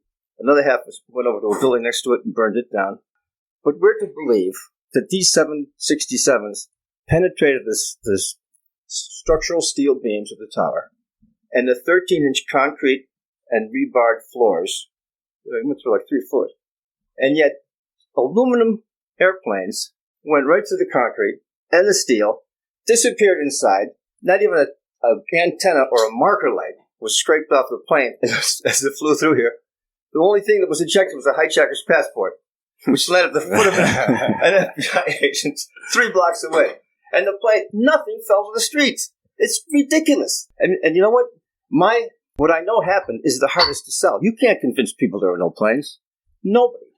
I can't even bring that up because people think you're insane. They just discount you immediately. But anyone with independent thinker, just look at the video. You don't even need to get into the nano or anything else. They lied about the planes. There were no planes. Those 19 suicidal but fun-loving hijackers. Right? Alibaba in his 1990. Leaving their 40 virgins. leaving their Quran at the strip club. Because all you got to do, once you verify, or once you convince yourself. How about... You have to give them credit. I mean, like, they go down to, like, every detail, you know? It's like, how are you going to forget if you're a stripper or a strip club owner in Florida and you have, these Arabic dudes coming in that are, like, supposed to be terrorists looking, and you know they're making a scene, flashing money. They just happen to leave their Quran. You're going to remember these guys. Right, how many guys leave their Bible or a Quran in the fucking strip club? Yeah, hold on one second, though, Chad, real quick. Just throw a little monkey wrench in it, because obviously I believe it. But remember, like, in that book you sent me in on vacation. Alice in Wonderland and the... No, not that one. Not the Ike one? The Gods of Eden? Gods of Eden, right? Yeah. And they talk about the assassins, right? And how they would take dudes and they would kidnap them, right? And they would drug them, right? And they would think they were waking up in this euphoria of virgins and fucking like crazy shit. Well, and they had the whole garden and everything set up. Yes, they had the whole shit. Smoking hash. Had them fucked up, right? And they would wake up to be mad chicks, fucking mad drugs, food, everything. Literally, you could think like, fed with grapes. They would in a chair, brainwash them and tell them like this: to come back here, you got to go whack out this person, and they'd become an assassin to do. No doubt about it. Sirhan was just released, by the way, right? I don't think so. He got parole. Yes, he got parole. Sirhan got parole. Oh my God! Well, he ought to be. He didn't commit a crime, right? About time. Let's see, 50, 55 years old. But yeah, so I mean, there's just so much about 9/11. Yeah. Oh yeah, for sure. We can get back to that. I don't want to be this guy. I can't do the no plane shit. I know, I can't. Really? Personally, I can't. Just because I feel like I've seen tell me why. examples that would go against it. Is it the parts that they trucked in and no, like I don't want to like bring people up, but like do you think somebody who was in the military that I know that was at Ground Zero, like to help clean up and things, saw engines and things like that. So, but that could be. They didn't find the black box. It could be just like the passport could be. That thing made it through. Well, all you got to do is look at the video. You're talking about an airplane with 156 wings. Jet fuel. The wings are riveted on. Yet they hit this structural steel. I mean, you're talking about 4-inch thick structural steel beams, right? And 13-inch thick concrete floors, carved right through it. And an aluminum plane hits that with the riveted on wings and a vertical stabilizer and engines hanging off the wings, and went right through. And disappeared inside. That is. And not even the tail was hanging out the end. The whole thing disappeared inside. And we don't have great footage. It's all. The first plane hitting the tower, there's no official footage as far as like news stations or anything like that. Everybody was there by the time the second. Yeah. But that also brings up the thing of George Bush stating multiple times on record where he said, I saw it before I went in the classroom. They prepared it a week in advance. I believe he said, I saw the first plane hit the tower, which no one did. There was no video of that until well after the first plane hit the tower, maybe even a day later. So I believe, like, he was telling the truth, that he was sitting in the classroom next door preparing, and maybe they had it on closed circuit TV showing them, like... It never happened. There was no plane. But that's, showing him. I got to hear that. So tell me why you believe there was no plane. I mean, obviously, I don't honestly think there were planes either, but it's hard for me to get over because of the visual aspect of it. But when I look at the videos, I'd see kind of basic CGI, especially when you're looking at the technology we have now. What you had to do, if you look at the plane as it approaches, it's all black. The plane's turning, and yet now the vertical stabilizer, which houses the rudder would have to be turned. The rudder is stock still. The plane doesn't shudder. The wings don't move. No smoke coming out of the engines. It's just stock still as it makes this turn. It's a computer graphic image that was placed in. The guys that wired the buildings. See, this is what messes everybody up. When they wired the buildings, which took them from March of 2001 till August of 2001, I don't even want to tell you who did it. You'll be totally knocked out of the box. But well, we got to go into it. At any rate, the plane doesn't even move. It doesn't even shudder. It passes right, Casper the Ghost style, right through this steel wall. They get a little flame that's almost CGI. Let me tell you exactly how they did it. And here's another hint. Plane that hits the North Tower, the one that they got first, the nose of the plane, now they hired a videographer, a real-time videographer. There was only a couple of guys in the country that were doing real-time videography at the time. He was in a helicopter, and he was up there to record building blowing out from the inside, the Wile E. Coyote-shaped airplane hole, right, that made everybody think it was a Wile E. Coyote. It really was. Well, we were talking about that also, Sean, before the podcast, and it's really hard to call you Sean. Isn't it? Yeah. So, but we were talking about that before the podcast, where you said you have that commemorative issue from not long after 9/11, where you see people staring out of those holes that are the Wile E. Coyote. I love that, so I'm going to call them forever. Like, exactly. And you got the famous picture of the just guy. crashed through here, but you got a couple of guys looking out and waving. One guy jumped out. The famous guy. A lot of guys jumped out. Yeah. But they have that famous picture, Time Magazine, where the guy upside down was terrible. Yeah. Awful. Well, that's the thing. When you bring it up, people say you're being disrespectful to the families. The families are the ones who started the Truther movement. Yeah, the families and the first responders too. There were a lot of first responders involved because they were all getting sick and they were seeing their friends and partners die. Unfortunately, a lot of them aren't alive anymore. That's one thing that I like Jon Stewart for, even though all that Hollywood stuff is all the same, it seems like. But Jon Stewart actually fought to get those people. Yeah, he was great. Benefits and things, which I think a lot of people way overdue. Yeah, they had that money coming for sure. It's the families, the first responders, all those people that are actually before those families asking questions. Yeah, exactly. Before those families were remunerated, they had to sign a gag order. They wouldn't speak about. They wouldn't discuss 9/11 or what they think happened. I think the minimum payment was $1 million. Publicly, right? Publicly. Wow. Yeah, amongst themselves. And today it's kind of like the Joseph Goebbels big lie propaganda. So let's get into it deep. So you have. I'm afraid. Nobody knows who I am, right? No. Okay. Brother Bruce. Hey, wait a minute. No, my name's Joe. Hey, like you said. Dun, dun. Well, no, like you said earlier, it's there's a lot of truth seekers out there right now, and like you said with the millennials and this and that, I feel like people are trying to find the path. It's like we're all in this forest. More of us. At one time, it was you're just fucking crazy if you don't if you thought JFK wasn't shot by Lee Harvey Oswald. You're a nut. But now it's like, who the fuck believes that anymore? No one. We got a team now. We're grown-ups now. We don't think that. And years later, it's just people are like, wait a minute, come on. I feel like there's more people in the forest searching for truth, and maybe we're not all on the same path, but hopefully we can get each other on the same path. And there's a lot of people still asking questions. They were supposed to release JFK information like soon, and they just pushed that another year, so that's not going to come out for another year. Whatever's left, I'm sure it's been cleansed already. But this time it's because COVID is delaying it, so it makes a lot of sense. But 9/11 was the big push to get us to where we are right now. Nobody even questions 9/11. Right. To me, that was a bigger hoax than the Kennedy assassination. And all these things like that.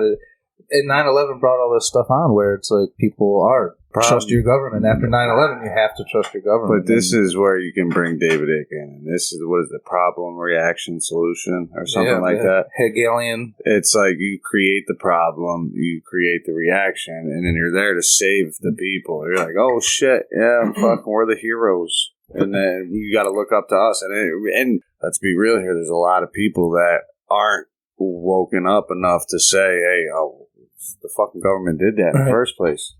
Like, they weren't, when those wars after 9/11 started, nobody was saying anything. Nobody gave a fuck. They didn't care. Bro. Oh, yeah, we should be doing this. And then now, 20 years later, it's like, and we did, and what, and 17 of the hijackers were from Saudi Arabia, right? 17? Right. And a lot of them are still alive. Yeah, that's the other thing, too. They proved they were still alive. And that's just like the... I said earlier, give them credit because they went down to every detail with the Quran and this and that, but you can't be perfect. They end up picking just some random Arabic dude's picture and name, and they're like, oh, fuck, he's actually still alive. Like, shit. We messed up. But there's just so much. I mean, it's hard to stay on track with 9/11 because everything that comes up, you're like, oh, well, then this happened, this and that. There was a lot more that went on 9/11 than people didn't realize. They were doing war games that day. They had a scheduled war games, right, Sean? And Cynthia McKinney grilled Rumsfeld about it. There's audio from after the first attack, or after not even the first plane hit. I think it was when the first plane was reported being hijacked out of Logan.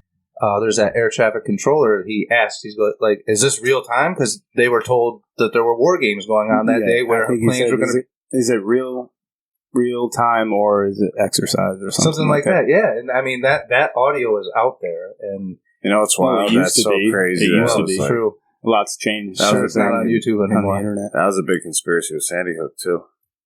You watched it on YouTube, but no, like what he was saying though, it's a lot of people don't question this shit because they feel like it's disrespectful to question this shit, right? Because they're un-American. But that's the problem with this sense of patriotism is like, oh, you're attaching yourself to this united front of fucking, first of all, propaganda and lies. You know what I mean? Mm-hmm. But you don't understand that. You just see patriotism, the red, white, and the blue, Star Spangled Banner. You know what? I think to understand 9/11, the first thing to do, you've got to figure out what brought Building 7 down and what brought the towers down. These are buildings that came... Come on, brother. 100-story buildings that came straight down. Tell us, let's go. Let's do this chronologically, because... Well, all three buildings were pre-wired in advance by Mossad. Okay. 200 demolition experts came over from Israel. I asked you last week when we were texting. I said we were talking about the planes, and we were talking about that, and that was my question. I said I really don't believe that planes hit it. I believe far out theories that like laser technology and stuff like that was used before I would believe honestly that planes hit it. Well, I really believe that. And so my question always was, how do they get those three buildings wired? And you gave me a phenomenal answer that was... Here's what happened, I'll tell you. Larry Silverstein bought the building in March of 2001 from the New York Port Authority.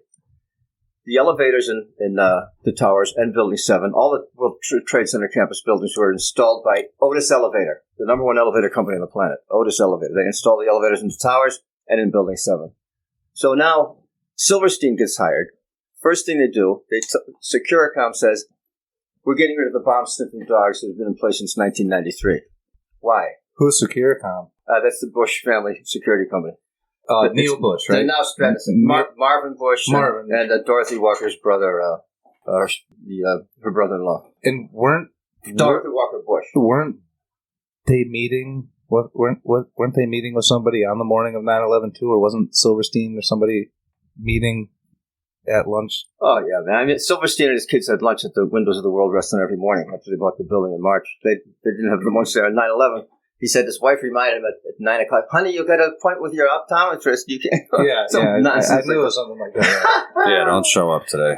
And, a lot of people didn't show up. There was a lot of crazy. I mean, the circumstantial evidence is overwhelming. At any rate.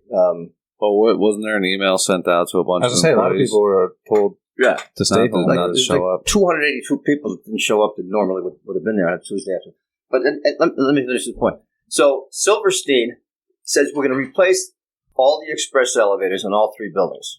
Was that because of, like, dilapidation, or I mean, the building went up in 70, so they're only 30 years old. Those elevators are like 75 years.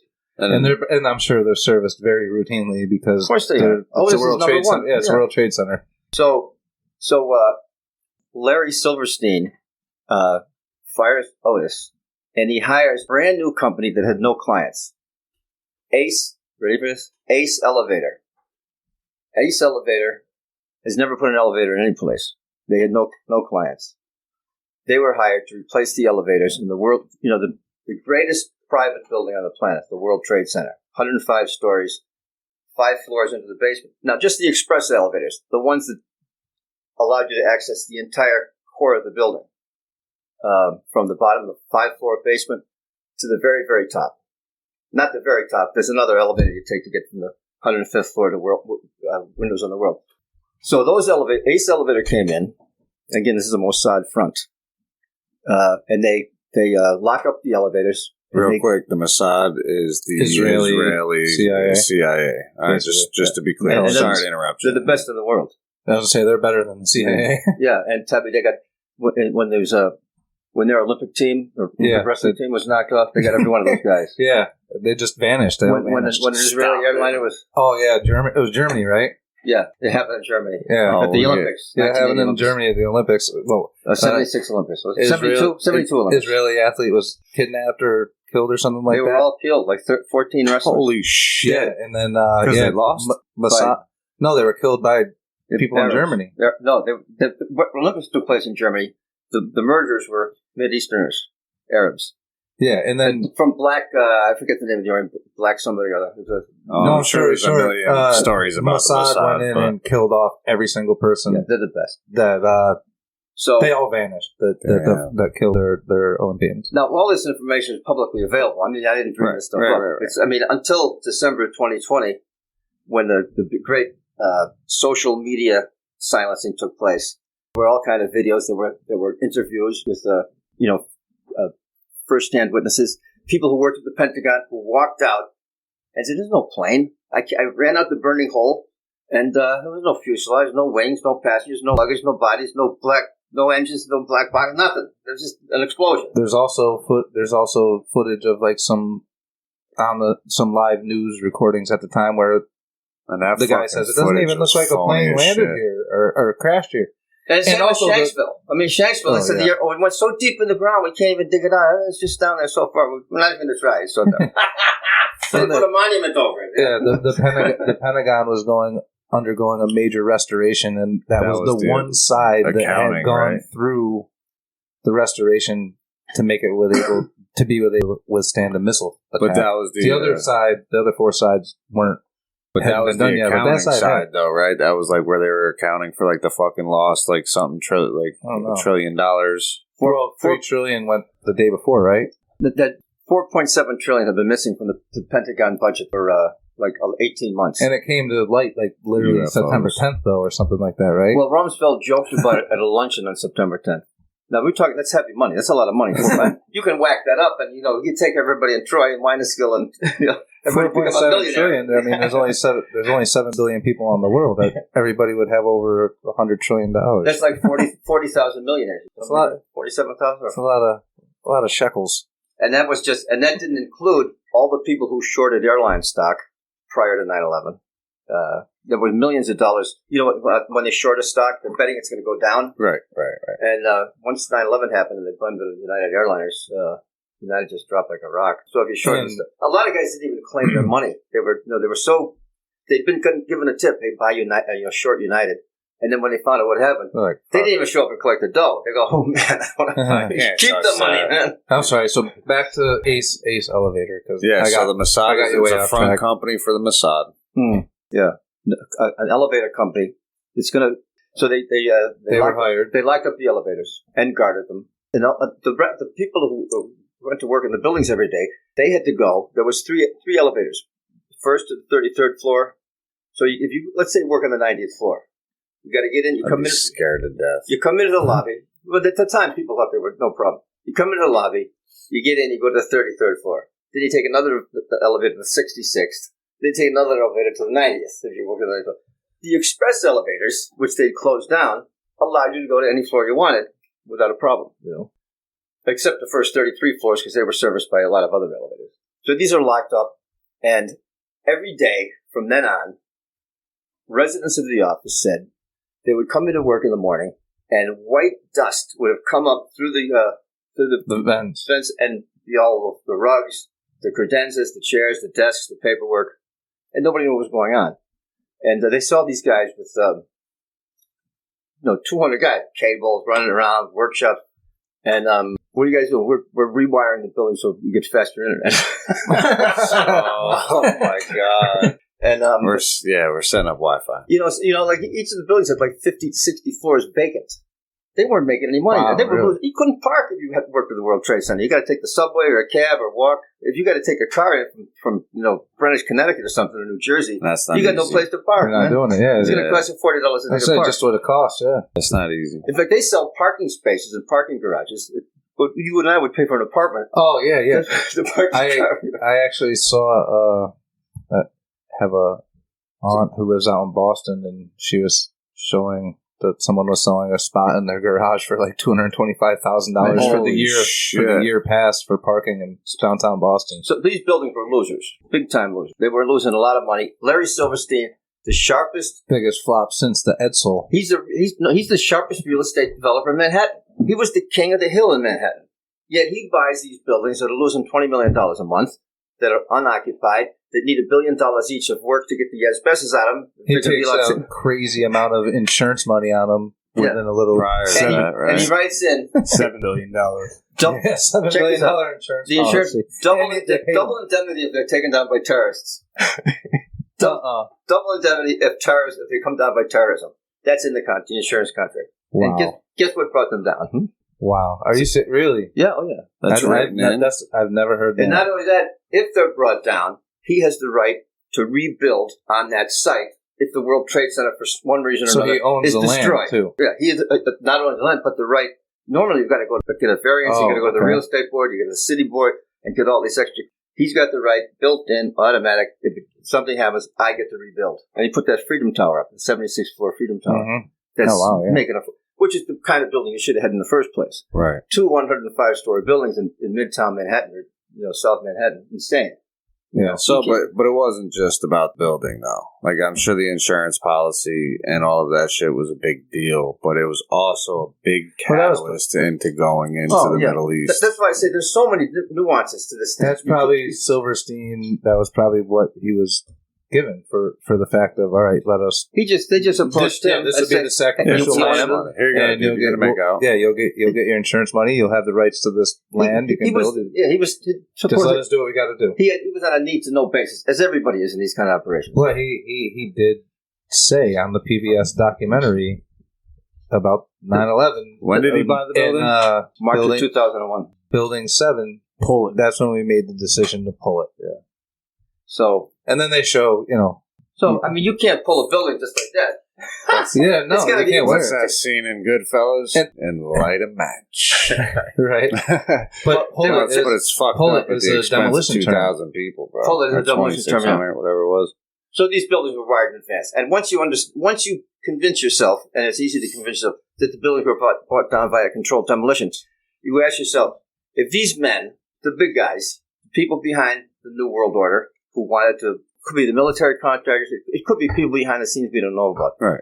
But if the buildings are going to be brought down by controlled demolition, why would you risk having 19 quote-unquote suicidal hijackers? You'd have to count on these guys to successfully hijack 4 planes. And fly them. And I was in the airline industry for 5 years. So our American pilots, commercial pilots, ATC pilots, work for United and other airlines, are the most highly trained in the world. And one of the things that's trained is hijacking prevention. And these guys, they're all patriots, checked out. They're not going to let their plane be used to hurt anybody on the ground. They will fly into the ocean and risk themselves and their passengers rather than anything happen on the ground. Right. And so we're expected to believe that the perps, who'd already wired the buildings in advance, are counting on 9 suicidal hijackers to successfully... With box cutters, who barely made it to the planes, if they made it at all, at airports that are the security is run by the Bush family, and they just wouldn't do it. It's too risky. What if the planes were hijacked? I mean, anything can happen. There's a lot. To expect 4 planes to be successfully hijacked is way too much. These guys are pros. They're counting on those buildings going down. There's a lot to have. And they've already wired happen in that circumstance to guys execute that are not even able to fly a single engine Cessna. Yeah, one guy on a flight simulator. One guy out of 19, he took the stick after the plane had taken off. He took the stick for about 30 seconds. So that's what the government. Well, they cut up a guy that could fly a plane. He didn't land. He didn't take off. But in the nav systems in the 767, these guys barely spoke English, and we're expected to. They hijack a plane over Ohio, and they turn it around and they navigate into a 100-yard wide, 50-yard wide building, and they hit a dead center. That's insanity. I mean, I can't understand why anybody believes planes. And then also it's and there's no plane at the Pentagon or Shanksville. Give me a break. It's not hard to convince people that the people who doubt 9/11 or question it. It's not hard to convince them that there wasn't a plane at the Pentagon though, because they didn't find anything, or Shanksville.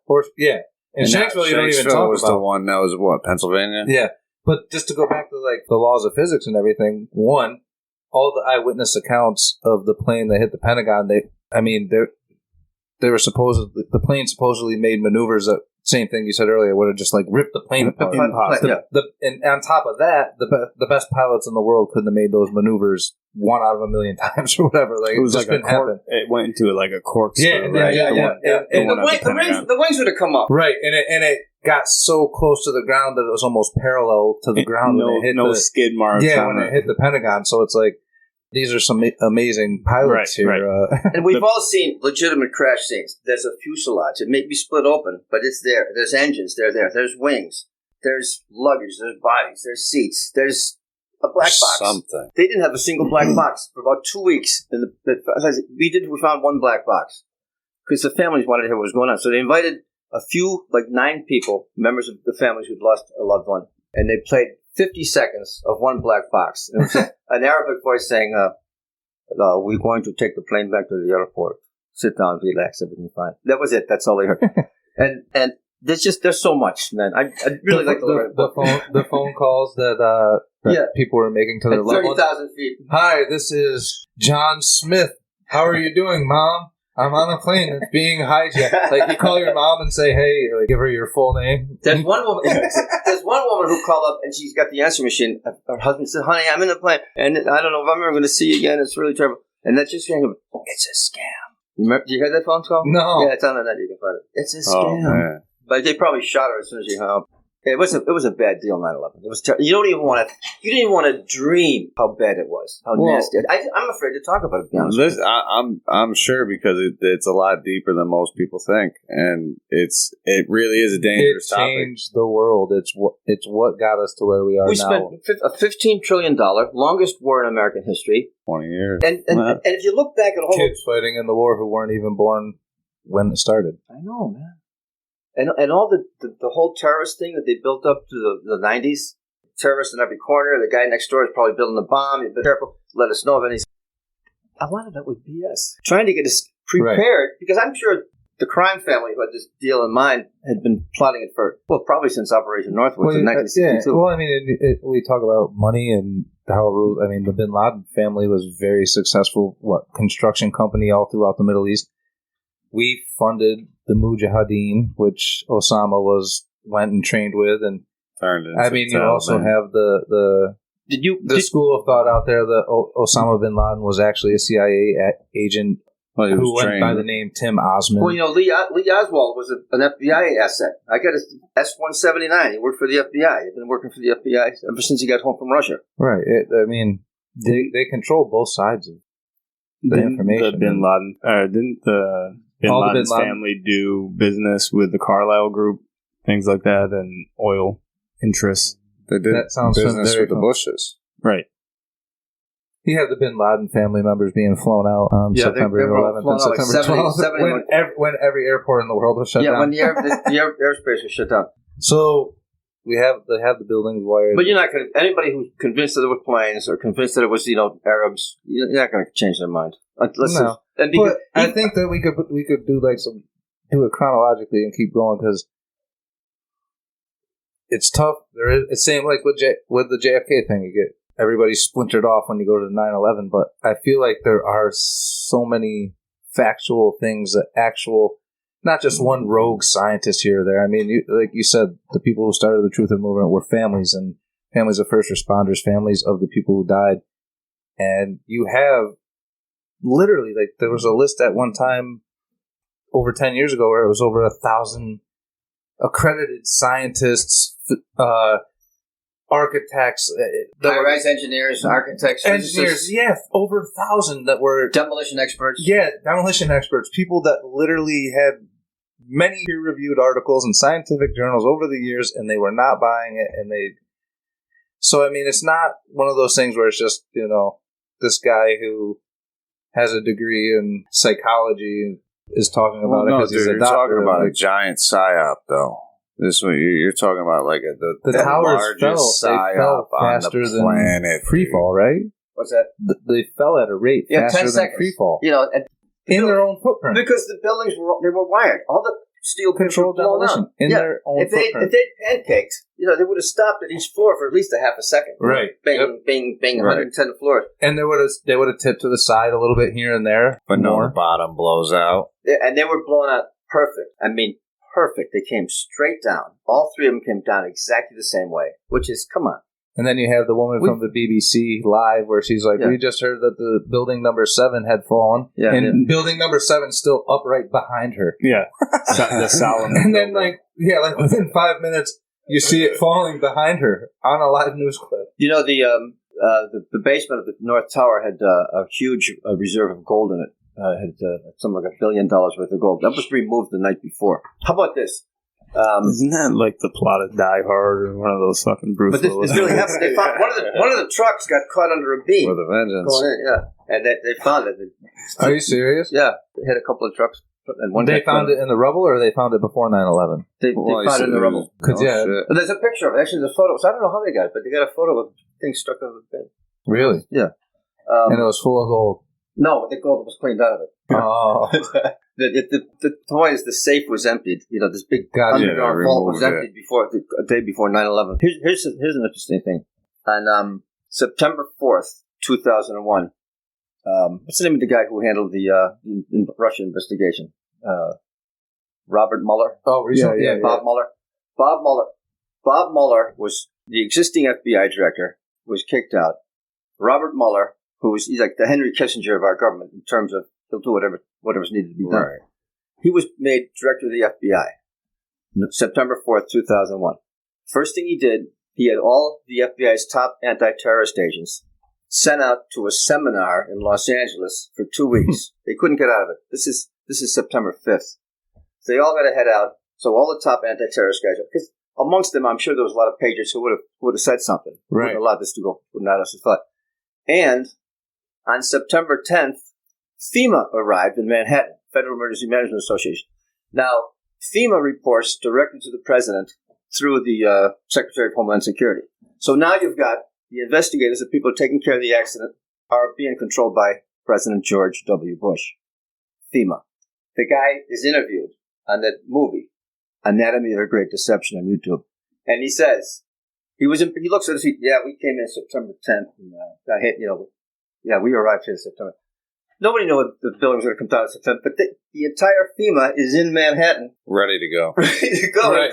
Then, you know what? They had 40 trucks lined up taking rubble out of there that afternoon. Shipping it to China. On a slow boat. Yep. You almost think China was involved, but I don't think there's any China. No, they'll just take any scrap metal or anything we can send over there. Right, but that's an active crime scene only hours later. Get rid of the evidence. That's shipping it out. That should have been totally checked out. The site, it smoldered. It was on fire. You can totally go to the Albany Museum and see a piece. Yeah. Well, there's a lot of steel. There's a lot of steel left over, and you can tell. Trucks and stuff. Yeah. Steel has got to be heated to 3,500 degrees to melt. Jet fuel. You need a foundry. Jet fuel burns at 1,700 degrees, tops, 1,800 maybe. And Building 7, they say, came down with office fires. They burned at 1,500 degrees. Come on. Fires. And that was CENTCOM for Rudy Giuliani at the time, right? Basically. Yeah, the emergency management headquarters was Building 7. Yeah. It was all government, FBI, Secret Service, CIA. What was lost there? Building 7. And I'll tell you what was there. The mainframe that held the only trail to the $4.7 trillion missing from the Pentagon budget was in Building 7. Total sense. And that makes total sense. The 47. Why you take Building 7 down? The office in the Pentagon that was hit by the airplane, that blew up, I should say, had been empty for the 4 months previous to the forensic accountants being moved in August of 2001. There was 57 of them. And they were looking for the $4.7 trillion missing, and they were relying on the mainframe in Building 7. So, obviously, there's no plane in the Pentagon. I mean, it's crazy to even think there was a plane in the Pentagon. No. Unless it disappeared. That's what I put down. Alibaba's 19 hijackers, 4 wonderful vanishing airliners. That's the that part of the building blew up. The same guys that made the Wile E. Coyote hole, made the round hole, they wired it up in advance and exploded. They were all killed. The forensic accountants looking for the $4.7 trillion were all killed. The computer was destroyed when Building 7 was blown up. The $4.7 trillion is lost to history. Somebody whacked it up. Just another tidbit on the Pentagon is. I don't know if a lot of people... I don't want to burst anybody's bubble with the no plane stuff. Well, no, but the thing about another thing in support of the no plane thing, especially with the Pentagon, is I don't know if everybody realizes the Pentagon is not one solid building. It's different rings, right? Sure, yeah. So there's like 5 wings. There's 5 rings, so you have the outside of the building. Hard to. Just look at an aerial view of the Pentagon. It's not solid. There's a wing, then there's 5 layers of steel reinforced concrete or something, right? So even if a plane did hit it, that plane went into through the first 3 rings of along the grass and went through the first 3 rings of the Pentagon on a side that was built to withstand a missile attack. So an aluminum tin can went through 3 rings of the 5 of the Pentagon. You know what I mean? That's impossible. I want to clarify. I don't think a plane hit the Pentagon. I don't know about Shanksville either. I don't see anything that would make me believe there was a plane there, or at least it was shot down or something. But the towers, that one's tough. No, you're right. Let me tell you, there's a lot of... The towers was tough until I talked to him a lot about it, and he was telling me about... Well, if you got the buildings wired up in advance, you're not going to count on 19 suicidal crazies to hijack 4 commercial airlines. I'm not saying that it wasn't a demolition necessarily. Building 7 is crazy. Building 7 is just... Even if they even if planes were flown into the towers, they wouldn't take it down the buildings. The towers were wired. They wouldn't. That was my thing. So, either way, yeah. Like we said, there were people staring out the hole. What the fuck? Papers flying out the window. I was on the 9/11 site at the time on Facebook in August because it was the 20th anniversary coming up of 9/11, and I knew there was a lot of activity, just like on the 50th anniversary of the JFK Assassination. And I said to these guys, they've got 3,000 members, and 90% of them are debunkers. They call themselves skeptics. So I said, hey fellas, on 9/11 when they have all the ceremony. And all the TV stations, the networks, the cable, they're not going to show those airplanes hitting the towers. I guarantee it. Because those videos were made at a time when computer graphic imaging was in its infancy. And it was very, very, very primitive. Because in reality, if a plane hits that building, it's going to shatter a little. I mean, something's going to fall off. Yeah. If it's just a piece of or a wing's going to move. In real time. Yeah. So... they're not going to show them because today's savvy youngsters who play games that have, up to the minute technology in their games, where if something hits a wall, it crinkles, it makes it. But this was brand new technology, and consequently, all you got to do is look at the video, look at the plane, and these guys have diagrams. There's great diagrams on the computer. They show the plane. They show the plane hitting the building. It doesn't even explode till it's halfway in, and then the fire comes out. What it happened in reality was they blew the holes out, and then they moved the CGI image through the scene at the same time. Now check this out: the guy in the helicopter that I was telling you about before, he had to block off the side of the tower, so that the image that he moved through the scene, the nose wouldn't come out. You wouldn't see it come out the other side. So he blocks it off with a big piece of paper or a cardboard, whatever he used. Maybe there's something in the computer that he used. So he moves the plane to the scene as the building goes out, and the copter drifted. Did you ever hear about, they call it Pinocchio's nose? No. The nose of the plane, undamaged, comes out the other side of the building, about 3 feet of it. of the plane on the video. Now, they covered it with flames now and this and that. Before they took it off of YouTube, they had the original video, and everybody, all the guys, Anderson, Cooper, all the other actors, they're going, look at that, the plane came right off the other side of the building. Now, you can't find those. You might be able to find them. I haven't been able to find them since December. There was a lot of stuff that was online back in 2001 and 2 that you can't find anywhere. I know.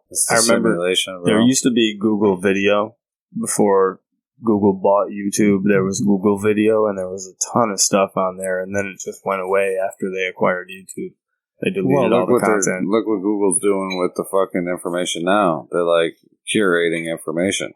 Like I use DuckDuckGo. Yeah. And you can get like... I do too. Yeah. You get just so much different shit, man. Like you go to Google and Google something and it's like JFK or anything like that. Like the search results are completely different. Like you know what? Operation Northwoods. If you looked that up 10 years ago, it described exactly the 4 planes taken off Miami, landed in England.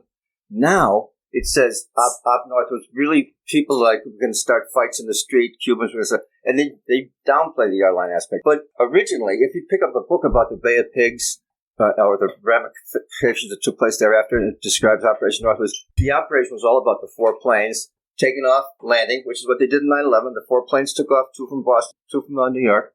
They landed at Stewart Air Force Base in Poughkeepsie, Newburgh. There's an Air Force Base there. That's where they supposedly landed. I don't know for sure, but that's what I'm told. In Op Northwoods, they were going to land at England. All 4 of them. The tail numbers were going to be changed. So ridiculous. And the passengers were going to head their way. Now, there's a couple of questions I have a tough time with. There was a woman, an ambassador, a high government official, who disappeared on 9/11. She might have just been a casualty at the moment. And there were a lot of people that did disappear. But another thing and I hate to think they were just killed, I hate to go off on like sidebars, but like the stuff you keep, because the planes thing has always been tough for me. Like same with Sean, like it's Perry. We saw it. You've seen it, and I know, but this is just a quick sidebar, and I'll let you go right back. No, go ahead. And this to me helps support like the no planes idea. You have these most radical Muslims in the world. They want to kill as many Americans as possible. They want destruction. Like they're 19 people going to kill themselves for this cause. Yeah. 2 of the planes flew directly over Indian Point power plant. Why not just fly into the... I mean, I shouldn't say this, but why not just fly into Indian Point? You know how many millions of people you would have killed? You would have killed everybody in New York City if you flew into the power plant in Indian Point. You would have poisoned the whole Northeast. The guy who cuts my... So these radical Muslims were just like... fuck it. I want 3,000 people. I don't want 3 million. Not even 3 million. It would have killed everybody in the Northeast if they flew into a nuclear reactor. Yeah, but nuclear power plants. 200-story towers collapsed, and what would be those 1,700 feet, 2,700, whatever it was.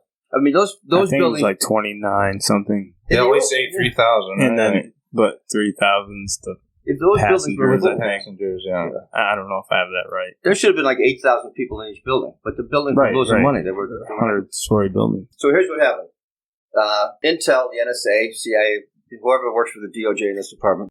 Pardon me for the DOJ, but no, I'm just trying. I'm going to look up the number. So they show TV. They show airplanes flying into the towers, and it's like the most amazing thing you've ever seen. So they've got assets on the ground. Now, there's a lot of people on YouTube interviews. They say I was looking right at the building blew up from the inside. A lot of guys said that. Just the building blew up from the inside.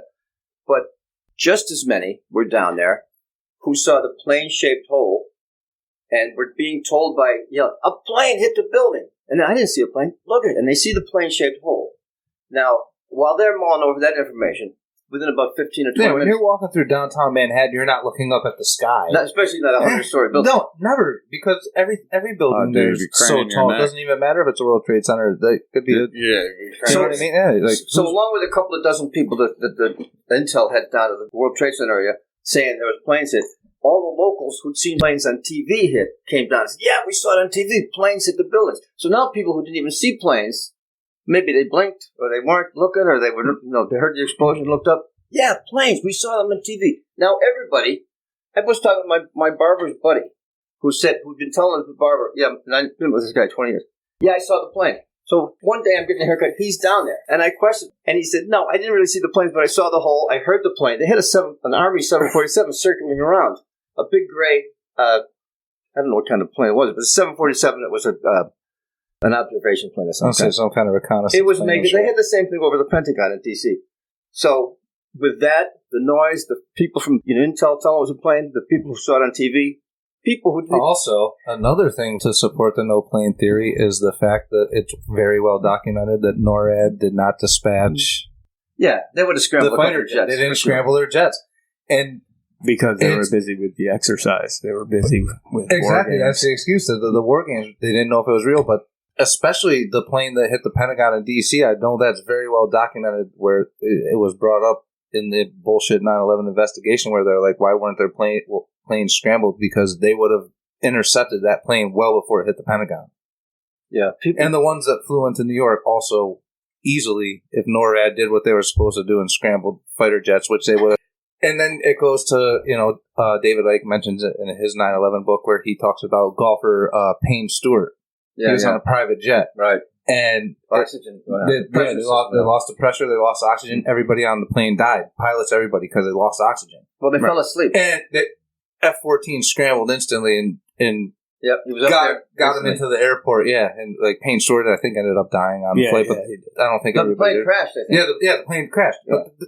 They scrambled fighter jets for a private jet for Payne Stewart. As the plane was descending, I wonder if they woke up, because they say, once you get back to the once you get pressurized, below, under like 10,000 feet, you breathe oxygen again. And that also brings up another plane What thing. a terrible thing, huh? People were making cell phone calls, and cell phones don't operate at 30,000 feet, and people were miraculously making cell phone calls to their family members. Even today, they don't operate at 30,000 feet. No, even today, I leave. I leave my phone on until it loses service. I don't turn it on off on a plane when I'm. Do you remember the original video that a couple of guys made about 9/11? Loose change. Loose change. Yes. So those guys, they were making a splash. A lot of people are starting to pay attention. Luke Rudowski's still doing cool stuff. He's one of the guys that did that. I think they sat them down with a couple of guys from Popular Mechanics who wrote the political manifesto trying to convince us that 9/11 actually was what it said. Popular Mechanics articles a go-to. Also, total political manifesto bullcrap. Yeah. But at any rate, those guys kind of wussed out. The mechanics guys go, "Oh no, you can talk at 30,000 feet."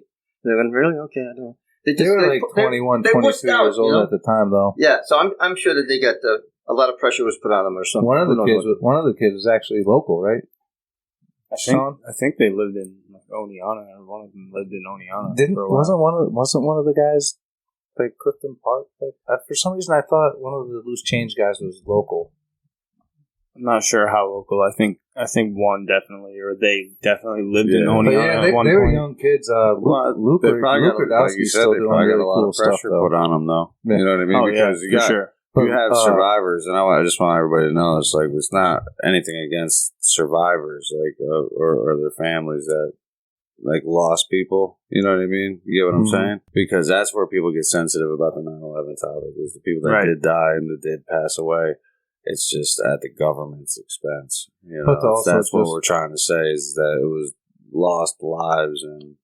But we also have to remember that it was the families and the first responders' families that they're suffering. Brought the truth for sure. So it's absolutely right. You know what I mean?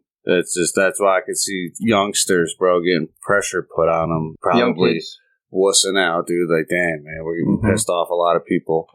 Sure, I want to back down for sure. I just want to say, back down now.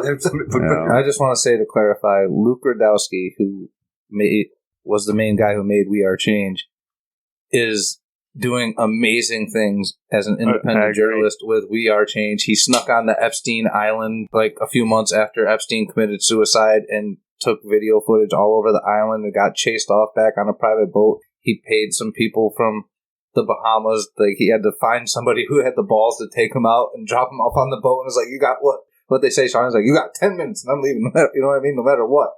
And I mean, so Luke, people back in the day too. Yeah. So he's great. Luke is great. And then, so I just don't want to knock I don't want to knock Luke. I can't. He moved to New Hampshire. He's living off the grid. He's doing his thing, man. Yeah. And he's a great. Yeah, smells good. Nice, man. So it happens. Do you remember the Norman Mineta testimony where he was talking about like stand down orders with the plane that was going towards the Pentagon. Yeah, I remember. And it was the stand. That was on the video. But yeah, that'd be a great deception. He said something to the effect where Cheney was in the room and he was like, "All right, it's 30 miles out. Does the order still stand?" And he's like, "Yes." Okay. I didn't know what to make of that testimony. I didn't know it was. I couldn't figure it out because I heard a couple whether or not people to shoot the plane down. I think the order was not to. And this is the one over Pennsylvania. I think this might have been the one. Might have been the Pentagon. It was the Pentagon. Yeah, for sure. Because they had Cheney was in the basement of the command center. People think people think this kind of talk is crazy, but that's a testimony. Yeah. No, we were scammed. We were scammed. Well, like I said, it's the big lie. They kept. I mean, to have a monument.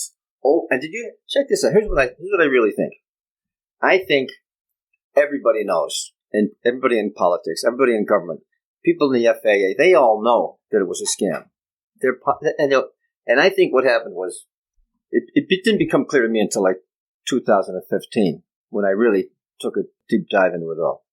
But what's going on right now in the country with people like Liz Cheney, who was a rock solid conservative 15, 20 years ago, is now basically a Marxist, speaking out for the... what about Nancy Pelosi was supporting Dick Cheney and everybody with the waterboarding and stuff, and now all of a sudden it's... I think the Bush family and the other people... Bush crime family. I think they were blackmailed. I think they said, look, we're going to expose the mass murder that you pulled off on 9/11, unless you go along with the communist agenda that we've now got and taken place. Well, that goes back to what I was touching on earlier about Bush saying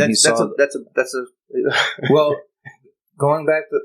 I agree, because going back to Bush saying that he saw the first plane hit the tower, I really believe that he saw that, or if he didn't see that, he was alerted to what happened to the first tower.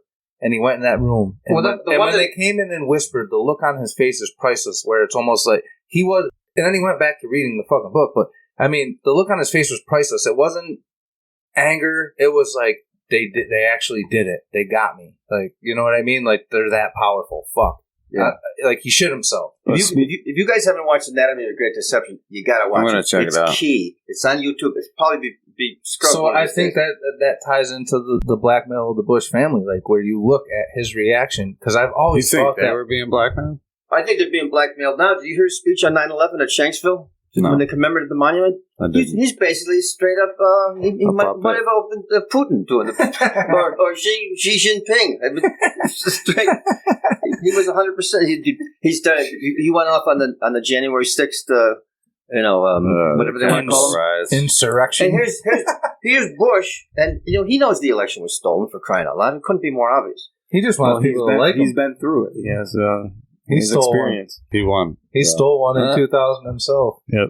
And Prescott, are you familiar with the... Prescott and the Nazis and... Well, in 1933, it was called the business coup. They hired a guy, a Marine General, Smedley Butler. To phenomenal... phenomenal. 3-star general, Marine General. He was the most popular... he was the guy that went... What was the little book? Oh, my God. It was great. He was a great guy. They used him. They went to him and said, listen... FDR has taken us off the gold standard. 7 industrialists in the country who Singer sewing machine. Trade in your gold, and we'll give you this paper. Yeah, exactly. So that's what FDR did. Hey, just give us your gold. So these guys were convinced they were going to lose their fortunes. They were the 6 or 7 top industrialists in the country, all millionaires. They said so. They got they had one of their guys, a stockbroker that they all used. They had him approach Butler, and they said, listen. You're gonna get a cabinet position. You're gonna be Secretary of General Government, or some kind of a title. And FDR is gonna be kind of moved off to the side. We can take care of that. You're gonna be our guy because everybody loves you. You're a point man. You're very smart. 3-star general. You helped win the war. But Butler was so patriotic. He immediately went to the Speaker of the House, who at the time was from Massachusetts. Just a quick side note: Smedley Butler wrote War is a Racket. So if you're listening, he was read that. War is a Racket. Yeah. It's like 35 pages. It's nothing crazy, and it's unbelievable. But so we got Bush in the trying to overthrow the government in 1933, and help fund the Nazis. Prescott. Yeah, that was later on. This is Prescott. Yeah, Prescott. He was grandpappy. He was Nixon's protege. I mean, he funded Nixon, and when Jack in 1948 there was a Senate investigation committee of crime, congressional investigation of the crime situation. They called Rubenstein from Chicago to come testify. Nixon wrote a letter to the head of the congressional committee. Said, "Look, please excuse Mr. Rubenstein from the testify." They got the letter. It's not this was when Nixon was president? No, this is 48. He was a congressman from California then, and Truman was president. But they excused Ruby because Ruby was provided information to the federal government way back in 48 when he was still in Chicago. So Ruby was he was a government guy. So when he went in and shot, I mean, he walked into a locked basement surrounded by 75 Secret Servicemen, detectives, cops, and tons of news cameras. Got back to the front of the thing. And they brought Ruby out spread eagle. Spread eagle in a black shirt. A black shirt, just in case he missed. And he's held by two. They always have a guy in front. And not only that, the mayor I was talking about, who was he'd been kept on the phone for the entire hour. The chief of police, who was not involved in the plot, the mayor kept him on the phone because he reported to the mayor for the hour because they held off the transfer because Ruby was having second thoughts. He was supposed to be there at 10. I think the transfer went off at noon, and he was supposed to be there and ready to go. And he didn't want to shoot the guy. He called the chief of police the night before and said, "Look, you got to change the plans to transfer Oswald to county lockup because there's plans in place that they're going to. You know who I am, but I can't tell you, man. But you can't make the transfer as planned because he'll be killed." Because he didn't want to kill a guy in live TV. He didn't want to be involved. He knew he'd go to jail and everything. Well, see, you clarified something for me earlier. See, I was always under the impression that Ruby knew that he had cancer, and he was willing to be the fall guy because he just knew, hey, I'm gonna die. Which one said they were the patsy?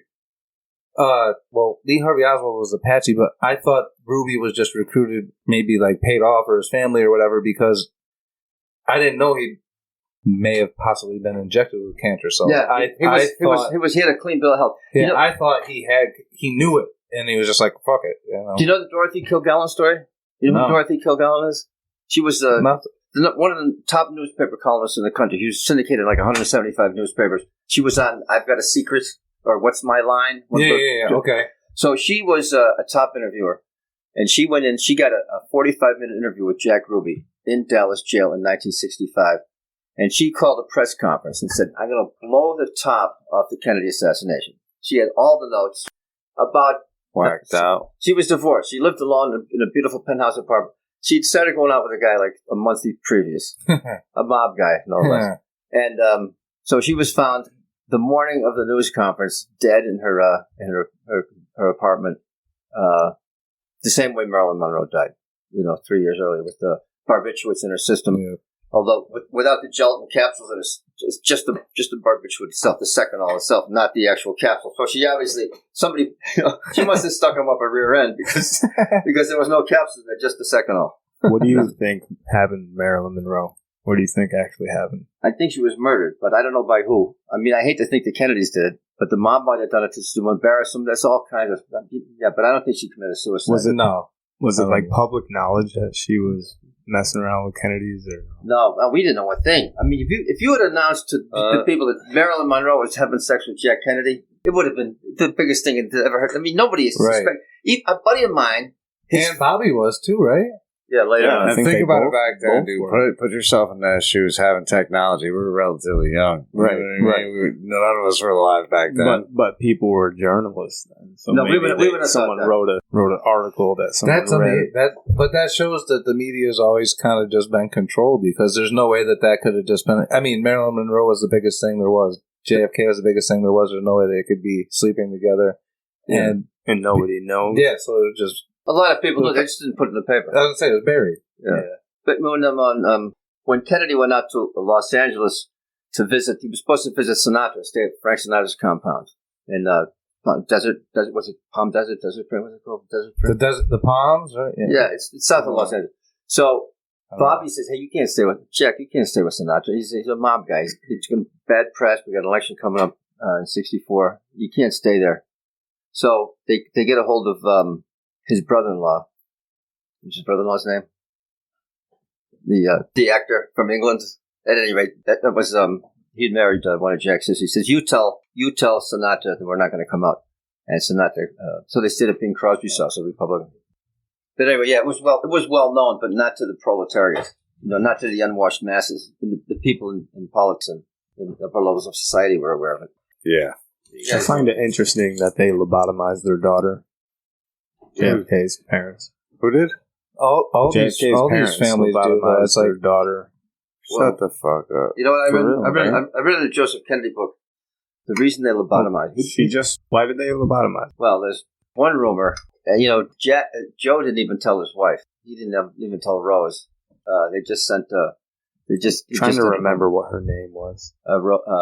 Rosemarie. Yeah. She was the oldest too, I believe. Or after Joe.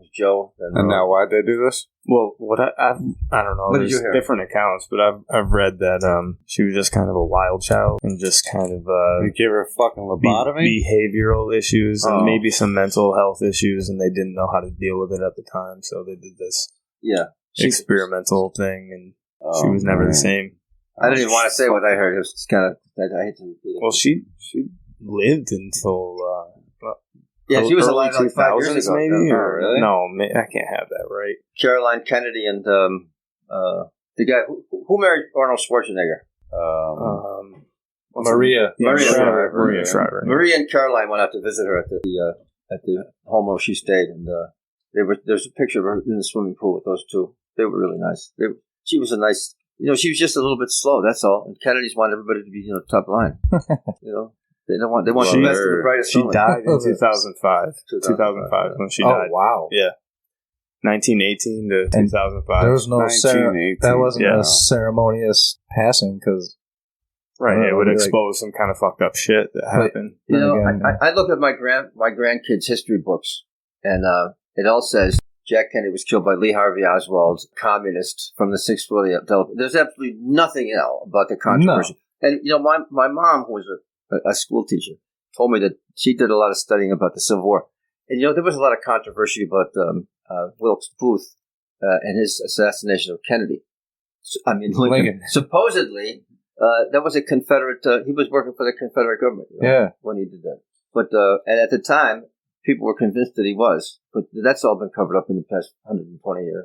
Winners always rewrite history. So man. But that's the problem is that we're left to fend for ourselves information-wise. We can't rely on a government to give us the information, bro. They're going to write, like you said, the winner writes it. So we're left to figure it out. They can take anything off of the internet they want to. Yeah, man. They control the information flow. Oh, yeah. But that's the problem is the other side, the other people that full fucking force believe in that shit. Like the government wouldn't do that to you. So what about... Here's an example. The PNAC document, though. I feel like I don't remember enough about it, but Sean, you may. The Project for a New American Century. It was a group, that was founded right in Rumsfeld. Was it Rumsfeld, Cheney? Yep, a bunch of these people were all part of this group who wrote a document that basically Rumsfeld, Cheney, Jeb Bush, Steve Forbes. In the document, talked about David Epstein, Paul Wolfowitz. That character. Forget about him, huh? But, so, that came out, 2 years or so before Bush was in office? 2000. So, it came out about 2 years before 9/11, I should have said. And that foretold, what was coming. Yeah, no doubt. Another example of, and then 2000, so we're talking about, if that came about in 2000, that means that Bush had been sworn in, and... All right, no, 99 when I think the document actually came out. I was going to say, because it was already out before Bush was sworn in. He would have technically been sworn in until 2001, January. Explain this document. So the PNAC document talked about needing a new Pearl Harbor, and it had all these people that Sean just mentioned, but it also had people that we wouldn't recognize by name that are businessmen. Were they CC'd to it? No, they wrote it. They wrote it. It's a think tank that comes up with. But they wrote an actual document. What was the document? They were Project New American. That was the name of the document, right? And they were all involved in it. Yeah, Project New American Century. And they literally, once again, in there called for a new Pearl Harbor and things like that, and how we needed to stabilize the Middle East and basically, nation build.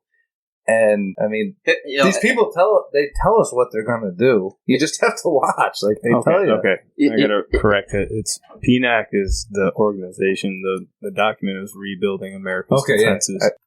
Yeah. If they'd been able to pull off 9/11 in February of '93 like they wanted to, I think it would have succeeded because George H.W. Bush was a master statesman. He was look what he did in the Kuwait War. They named the CIA building after. And he was able to get Israel and the Arabs to stay at peace while he pushed Hussein out of Kuwait. He should have kept going. So that was in what 80, 89, 90, and now it's 2 years later. They want to go back into the Mideast because he didn't finish it. He didn't go to Baghdad like he should have after he pushed the Kuwaitis out of the Iraqis out of Kuwait. But he continued to. I forgot the point I was on. But you guys are aware that on 9/11, Bush refused to authorize an investigation for 13 months. Yes. Until the families insisted, and the truthers were making all this much of it. Now, when it was finally proved, we launched an investigation. NIST, National Institution for Standards and Technologies, were not allowed to test for explosives. Can you imagine? Why not? Why can't we test for explosives? Because we don't think that we would want to rule out every possibility. So, no, we weren't allowed to test for explosives. That, to me, is a kind of a red flag. But people have found thermate. Yeah, exactly. Thermate. Because thermate and thermite, or just one? Thermite, nanothermite. And you can only detect nanothermite with a molecular microscope, $1 million a piece. So, because it's super tiny. It's like, nano means super small. It's like molecular. Right. And fortunately, a lot of people there was so much rubble. The building was blown all over Manhattan that everybody who tested it came up with like a huge, I forget the percentage, but I was knocked out when I heard how much it was. It was in the double digits, the amount of explosive mixed in with the rubble. Well, it burned until what? December 17th, 2001 was still burning because it burns underwater. It makes its own oxygen. Yeah, that's crazy. That's wild. But a passport did survive. So right, a passport survived, but it was molten steel for 3 months. Same thing at Shanksville. They found a red kerchief, which all the hijackers had red kerchiefs, we're told, and the hijacker's passport. Let's roll. Here's the scar. That scar on the ground, by the way, that shows up on Google Earth in 1991. That scar had been there since 1991. That scar in the earth. A mining tractor made that in 1991. A mining tractor just accidentally. So that's look, it's perfect. The wings, everything's nice. Bada bing. They put it in there, and it sealed itself up afterwards. You can pull it up on Google Earth, man. 1991. So it's been there for 10 years. And, but I'm gonna be the contrarian here. Google Earth didn't exist in 1991. Well, they had satellites take the photos. It was I know. I'm just saying for the people out there. Yeah, I'm not doubting it. That was a great bit of information. But I'm just saying. I'm sure. Yeah, that's probably the type of thing you went out and asked the locals. They'd just be like, "No, that's been there." Yeah, the Pennsylvania kids used to play in it. The Pennsylvania State Coroner showed up at Shanksville about an hour after the crash. And he said, no plane crash here, not an ounce of blood. The first responders were there for about an hour. They went home. Nothing at Shanksville. No, just some little bit of scorched earth. The scar was there. But, I mean, whether it was... Well, that's what I mean. It was just like some burnt grass. Yeah. Just disintegrated. Just a long scar. And they threw about, a bucket, like a 5-gallon bucket with like 10 cans and stuff in the thing. There was nothing there. Exactly. It's a little bit of scorched earth, some burnt grass. We're expecting to think a plane buried itself. I mean, they would have dug it out. They would have put a front end loader, a couple of steam shovels, whatever. They would have pulled the plane out. I would have insisted. Everything would be. All right. So ultimately, hold on, just before I let everyone go back to getting us on track, I just want to say so the most coordinated terrorist attack on Earth ever, it's just fucking burnt grass, and they fly into a field, and some dude that's just like, let's roll. It's a couple guys like, hey, honey, he's on the phone conveniently, like, hey, honey, we're going to take him down. Just a week ago, I found a news report from September 11th, and there's a reporter from CBS at the Pentagon, and they said, what do you see? There's no plane crash. I don't see a plane anyway. There's no plane. The buildings, but there's no plane here. And you can still find that stuff, Yeah, yeah. All right, so ultimately, now it's happened. What do you think the motivation ultimately was behind 9/11? I think it was the New World Order. I think they wanted to pacify the Middle East. Okay, so that's what they're doing with COVID. Like 9/11 was supposed to have us in so much fear where we didn't want to leave our house, basically like COVID. And terrorists in every corner, man. Yeah, and I actually went to a World Series game in New York City in 2001 after 9/11. Obviously, it was the Yankees and the Arizona Diamondbacks, and obviously the season was delayed.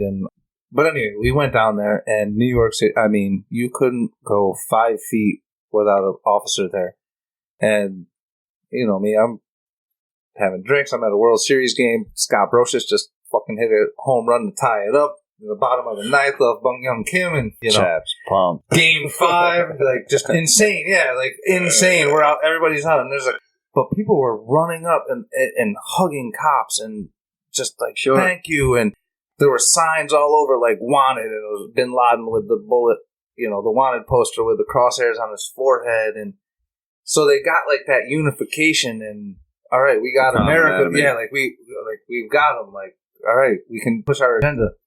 That died off a little bit, you know, like, you can, you know, first of all, you didn't even come up with your own slogan, never forget, like, that you stole that from the Holocaust. Let's roll. Yeah, like, you stole that from the Holocaust, so, like, you didn't even come up with, like, an original thing.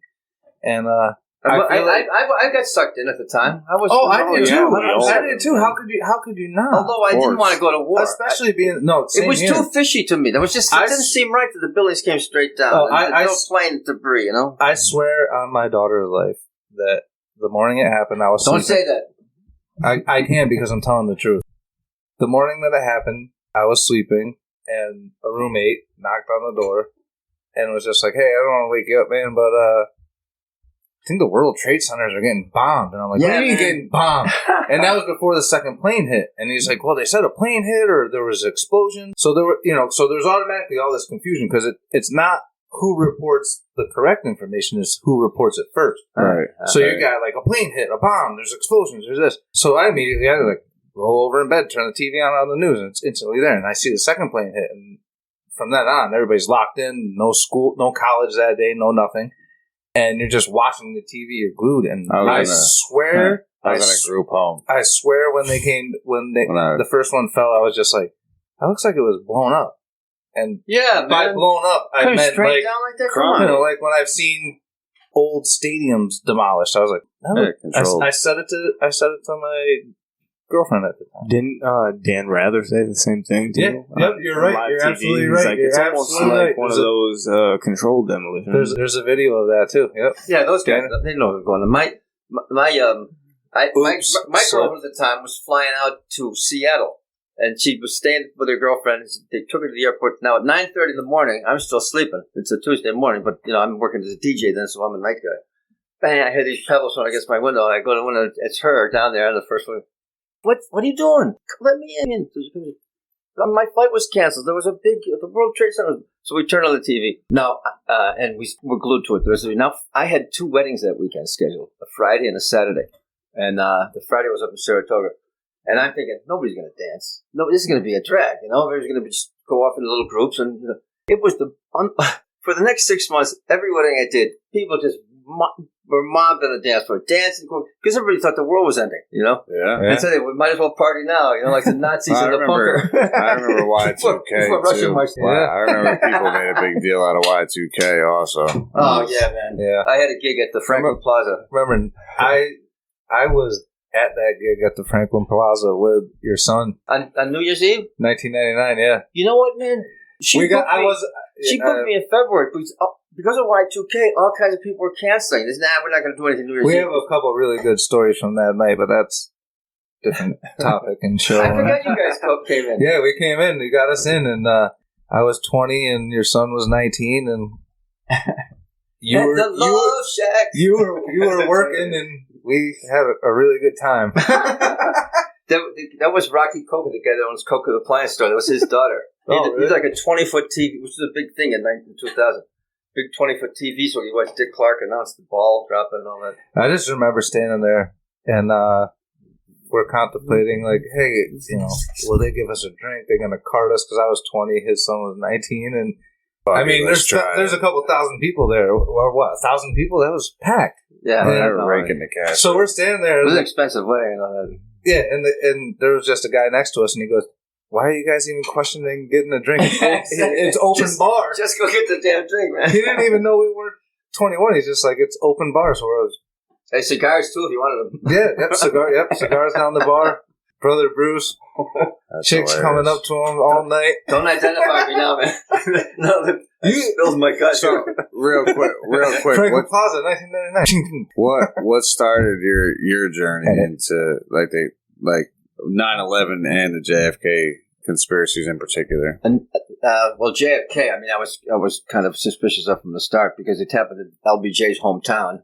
I knew you were a young child too, well, right? I was 14. I wasn't exactly a kid. I'd been reading the paper since I was like 9 or 10, so I kind of tuned into it. And at the time, the press wasn't as controlled as it is now. There was still a lot of, AP, American Associated Press, UPI. The wire services controlled a lot of those news, but there was a lot of independents who got on the air and said, "This is not this. How could this have happened?" I mean, Time Life buys this Zapruder film, which showed everything. You know what? I saw an original version of it before it was Geraldo had it on his show. It actually showed the presidential limo going through Dealey. Now, a bunch of shots had already been fired. People there said that they heard, like 10, 11 shots. He still hasn't been hit in the head. He's been hit in the throat and in the back, but they needed a headshot to make sure he was going to die. The limo actually pulls over to the side. You can see the lights come on in the limo, and it slowed down to like 3 miles an hour. And that's when the headshot hit. And I think it came from a Remington fireball from behind the picket fence. I don't think it came. I think a shot or two was fired from the depository. But I think it missed. One hit a curb, piece of concrete came up and cut a guy. He wrote a book about it. And that's what made Arnold Spector have to rewrite. They originally had they'd claimed 3 shots, and one went through Kennedy and hit Conley, whatever. When the third shot came to light, because a cop had been standing next to a guy under the bridge abutment, when a bullet hit the curb, a piece of the cement came up and scratched the guy's neck, and a cop was right there. They took him to the police station. They filed the story on November 22nd. That was the end of June 1964. The Warren Commission is in full flight. Johnson wants the report immediately because there's an election coming up. He wants it to put to bed. He's still feeling guilty. And all of a sudden they find out there was only 2 shots caused all this damage to Kennedy and Conley. So Arnold Spector came up with a magic bullet theory 6-7 months after the assassination. He had to change everything because this one guy had been hit with the third bullet. So he's got to say there's only 2. Because if they showed 4 bullets, Oswald's eliminated. Because, he had the bolt action, Mannlicher, Carcano, and, there wasn't even a clip. So with no clip, he wouldn't have got 1 shot up. But they covered that up. They said, we found the clip. At any rate, so that's when Arnold Spector came up with the magic bullet theory. 1 bullet, 7 wounds. A single bullet. Through the seat, through the lungs, into the leg. Here's something else. And where did they find that magic bullet? Didn't they find it on his hospital bed while he was in the hospital? A gurney hours later or something? That Conley hadn't even been laying in. The guy that found it, it was a fresh bullet. And it was left there by Jack Ruby. He was in the hospital, identified by several people. So Ruby was in the hospital. He's the guy that left the bullet for sure. It was a pristine 6.5 Mannlicher Carcano bullet. I just threw a book on the table to Brother Bruce. He gave me that book literally in probably 1997 or 1997 or 1998. That threw me down. Like, I always knew the JFK thing was just not Oswald, but that threw me down the rabbit hole. We were just chatting one night when I was like 17, 18 years old. And he's like, read this book, man. And he's like, this is like the best one to start. And, so I still got it, man. All these years later, read it multiple times. There's a lot. How many books have you read? Oh, man, I don't know. I've read at least 5 or 6. Yeah, I read everything that ever came out. Yeah. Because, you got to take all the different versions and kind of distill it down to a puzzle. Yeah, exactly. Yeah. Exactly. Eat the meat, spit out the bones. Is that what they used to say or something? Something like that, yeah. Something like that. Yeah, so, when I heard him go back to the Kennedy thing, I know I still have that fresh on my bookshelf of go-tos. Listen, man, because that book right there shows that LBJ, like, proves LBJ did it. Yeah, he greenlit it. And what book is that? The Texas Connection? There's some other even better books that have come out since. Yeah, I mean, this is... Stone. 1992. The guy's name was got Nixon written on his back. He was arrested during the Trump administration. He was one of Trump's lawyers. Can't remember his name. But at any rate... There were so many. Yeah. The FBI... he wrote a book that indicted Johnson. And he had all the evidence well laid out. There's been at least 15 or 20 books, 20 authors that did the investigation. They pinned it on LBJ. But at the time, if you had said, I think my history teacher, 3 days later, sat me down and yelled at me. When I said, geez, it happened in Dallas. The only real guy who could get away with is vice president. He's got the most to win. Yeah, but they're a part of the machine. They don't want to believe that either. No, of course. 9/11 is even worse. I mean, to have that happen when I'm 14, and then when I'm 51, have 9/11 happen was... Well, you've lived through quite a few big things, right? Yeah, you'd say Waco, too, right? Well, Waco was when... That was, how about the World War II generation? I mean, they really lived through a lot. I kind of envy those guys in a way. Yeah. The great big band music and everything. The Depression, which is no fun, but, No. When America was America. I got a feeling we're going to go into a new dark age for the next generation. Yeah, we're going to see what happens, man. It's I'm hoping that for actually, like you said, I have to say that, and I've said this before, I think twice when I've been on here, but you have this stereotype of millennials and younger kids and this and that, but like you said, you start to kind of a lot of them are very well informed. You start. They may not be on the same path as you, but at least they're seeking the truth. Exactly. So maybe we're all in the same forest, and we're all going to just merge eventually. Bro, because it's like you said, everything's splintered. Like Bruce said it perfectly earlier, where it's like you have the 50% of the people that believe Lee Harvey Oswald did it. So you have a solid 50% right there, group of people, and then you have 50% who don't believe it. But that's not as powerful because you've got so many splinter cells within that 50%. The Secret Service guy with the rifle. Yeah, and I mean, I'm still not fully convinced that William Greer didn't do it. Turn around. Like, I watched it as a Zapruder film, and in my head, maybe I've just... I'm just saying, maybe I've just conditioned myself to believe it. He knew. He pulled the car over. Well, he clearly turns around and looks to the back. He looked three times. And it looks like the guy in the passenger seat grabs the wheel. William Greer was documented left-handed shooter, and it looks like he turned around and shoots with a pistol. And then you see Jackie trying to get out of the back of the car. So, like, all that to me, I'm just like, is she trying to get out of the back of the car because she saw that the guy driving the car shot her husband in the fucking head? Yeah. So I'm going to jump out of the back? Then they push her back in the car? When I saw the video of Greer turn around with his gun, the gun was so large, it looked like it had been, just put in his hand. Sure, yeah, I mean, yeah. But he wasn't on the plot. Had to be slowed down, but right? just on a slowed way down, right? Slow down, pull over, make sure he gets a headshot. Broke a lot of protocol. Yeah, well, the 120-degree turn from Houston out of Elm was, and then after the first shot to slow down instead of just like I got to get the fuck out of here. Yeah, he could protocol. You accelerate away immediately. Right, shots, and he went slow down. He slowed down for the sewer shot. And people who were in Dealey said there was at least 11 shots. And you know what? There was audio of the shots, and you know what? You don't hear this anymore. But two of the shots were like this, way quicker than Oswald could have reloaded. Right, and they definitely came from different directions, and they were like a quarter of a second apart. They were bang bang, and Oswald. It was Oswald with the man like a Carcano with a bolt action. It would have been 2 seconds between these things.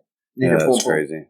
And they found a rifle in the court building, which is right at the junction of Houston and Elm, across the street. They found it about 20 years after 11/22/63. They found a Mauser, just like they found a Mauser in the book depository. The beginning when he was announced having been shot at 12:30, he was dead at 1 Central Time, and they announced that a Mauser had been found in the 6th floor. And they announced it all through the day. And about 7 o'clock, there's a correction. It was actually a Mannlicher Carcan. It wasn't a Mauser. But the 4 cops who found the Mauser, one owned a sporting goods store that sold guns. They said, it said Mauser right on it. It was a Mauser. But when he got to the Warren Commission, I guess I made a mistake. We were in a hurry. We were kind of nervous because he's going to lose his job. Probably shot him. Mysterious death. Because a Manic Arcana was not a sniper's rifle by any stretch of the imagination. No. And the inside of the barrel was rusty. When Oswald was taken down to the Dallas Police Headquarters 90 minutes after the assassination, FBI gave him a paraffin test, and he was precluded from having fired a rifle. They found nitrates on his hand, which can come from books, ink on books and magazines. Right. But his face was completely clean. Now, a Manic Arcana was a really dirty rifle. It's going to throw some powder on it. It's going to throw some powder all over it. He was completely clean. They said he did not fire a rifle. Now, if you're going to take a little bit of the... Because Hoover handled all the evidence. The FBI was responsible for 100% of the evidence. Friday night, they got back to Dallas. Johnson called Hoover and said, you guys are going to take all the evidence. Johnson called the DA in Dallas, and you got to everything is turned over to Hoover. And they handled... Because Hoover was his buddy. Right. He lived across the street. They were like, this. So now the FBI said Oswald didn't fire a rifle on November 22nd, but all the other evidence they used to convict him. So you can't pick and choose the evidence. I mean, that's just one tiny point. He didn't fire a rifle on November 22nd. No. A pistol maybe, but I believe it came from the picket fence. I think there were several shots. There was more than one. I mean, this guy was not going to come out of Dallas alive. First of all, Johnson... Well, there had to be from at least different angles, just from what we know, because you see, just from, if the film is real, you see that the first shot comes from the front, right? It goes like this. So, and then you also see, just from Conley... Yeah, this was an entry wound in his throat. Right. It was an entry wound. And then with Conley, those shots came from behind, right? Conley said... So you know there's at least two different angles. Yeah, Conley said, I did not get hit with a magic bullet. The bullet, there were completely different bullets. I got went through his hand and took a 90-degree turn and stopped for 5 seconds. Yeah. There's so many things that point to Lee Oswald not being the shooter. That, they come in and out of my mind, and I forget them. Because, 58 years of reading about it and studying it. It's a lot of information to process. And they're still combating it. They're still throwing disinformation out to this day about it. I mean, can you ever 15,000 documents? Can you ever admit though that hey, all right, okay, we killed the president? Sorry. No. Like, can you ever cave in? Like, if you do, it doesn't matter. Hell no. Did you guys know that the private videos that individuals took of 9/11 of the planes hitting, the audio was added after the fact? Really? Yeah, they had the audio. See, I want to stay back on look at that. And then... Sure, we got to wrap this up soon. It's fucking... Last point. So, here's the... Really? They got 3 hours deep, dude. They got the shooting. They got the airplane supposedly hitting. They got the building exploding. Everyone goes, look at that. Now, and they got that. The clean video, what really happened. Now, 2 weeks later, they got the video going. Some Arab boys going, look at that. A plane hit the building. Right. So they had so many ways to convince you that a plane hit the building. I mean, of course you're going to believe a plane hit the building. Dancing. They got the video. They got the talk. The dancing Israelis. The Israelis were there. Yeah, they had the cameras stood up. They knew what was going to be happening. What were they like over in Jersey on a bridge or something, videotaping and dancing, right? They were part of the Ace Elevator guys. They were held for 5 weeks because the New York guys who were the dancing Israelis. They were held for 5 weeks. They were in Jersey, yeah. And you know what? They were on an Israeli television show about 3 years later, and they talked. They were. It's too much. It's another night. No, let's finish with that. Come on, the dancing Israelis. I never heard this. Larry Silverstein gave guys who identified them as Israeli art students. He gave them an entire floor in the North Tower. They took. How much does that cost? It was free. It was empty. Well, no, I'm just saying. It was, each floor is a full acre. Each floor is a full freaking acre. That's fucking big. Yeah. Holy fuck. So it's empty. I mean, 60 floors are empty in these buildings. 60 floors each. And so check this out. These guys are Israeli art students. They take a window out and they put a little, like an 18-inch ledge, glass and frame, so they could observe the whole building in and out. And they said, we were taking photographs and we wanted to be able to see all the different angles. Now, those photos and the artwork that they did while they were in the tower, the North Tower on the 87th floor, was featured in a magazine that came out in 2005.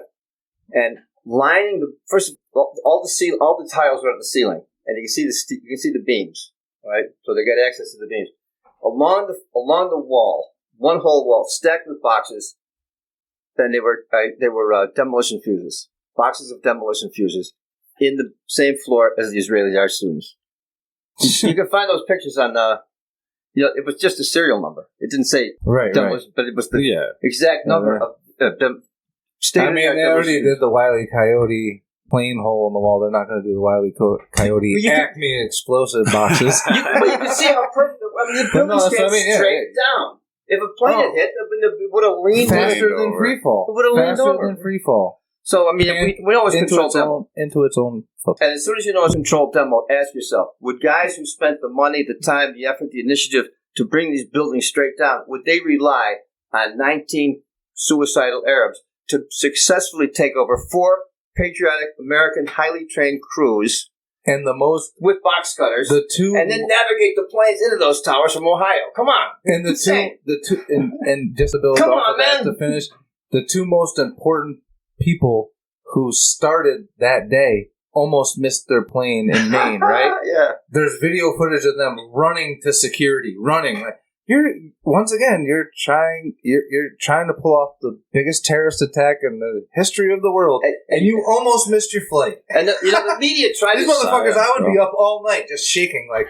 oh fuck, I'm dead tomorrow. They tried to explain it. They said over Poughkeepsie, there was planes that the radars, they landed. They tried to tell us, if we'd been paying attention, we don't look at those planes actually landed. Oh my God, there's so much. There's got to be a part 2, Edwin. Because then, like, what you just said about it, like, then you also have, like, the seismograph readings. The seismograph readings that show that there were explosions in New York City that were big enough to set off the earthquake seismographs. You watch Anatomy of a Great Deception.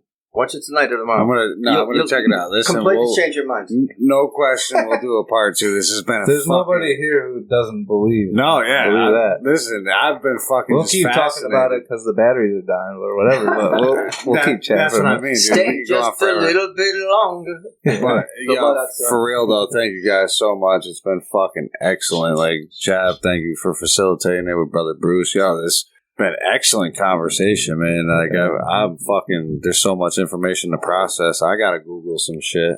Yeah, like I gotta fuck. Yes, my son. Right.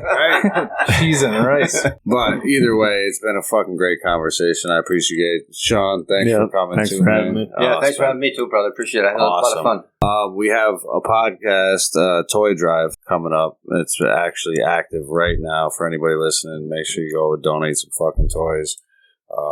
Last year we did like 1,000 toys. Over 1,000. Over 1,000 toys. Nice. Not you. No, man. Well, you and the team, and other people. The team did it. Yeah, you got it. I mean, the team did it. Period. And truckload. We're trying to do that again. And anybody that can help, make sure you donate some toys. And thanks for listening, man. Thanks guys for being here. Peace out. Had a great time. We'll do a part 2. Got it. Definitely. Good night. Have a good night. Later. Peace.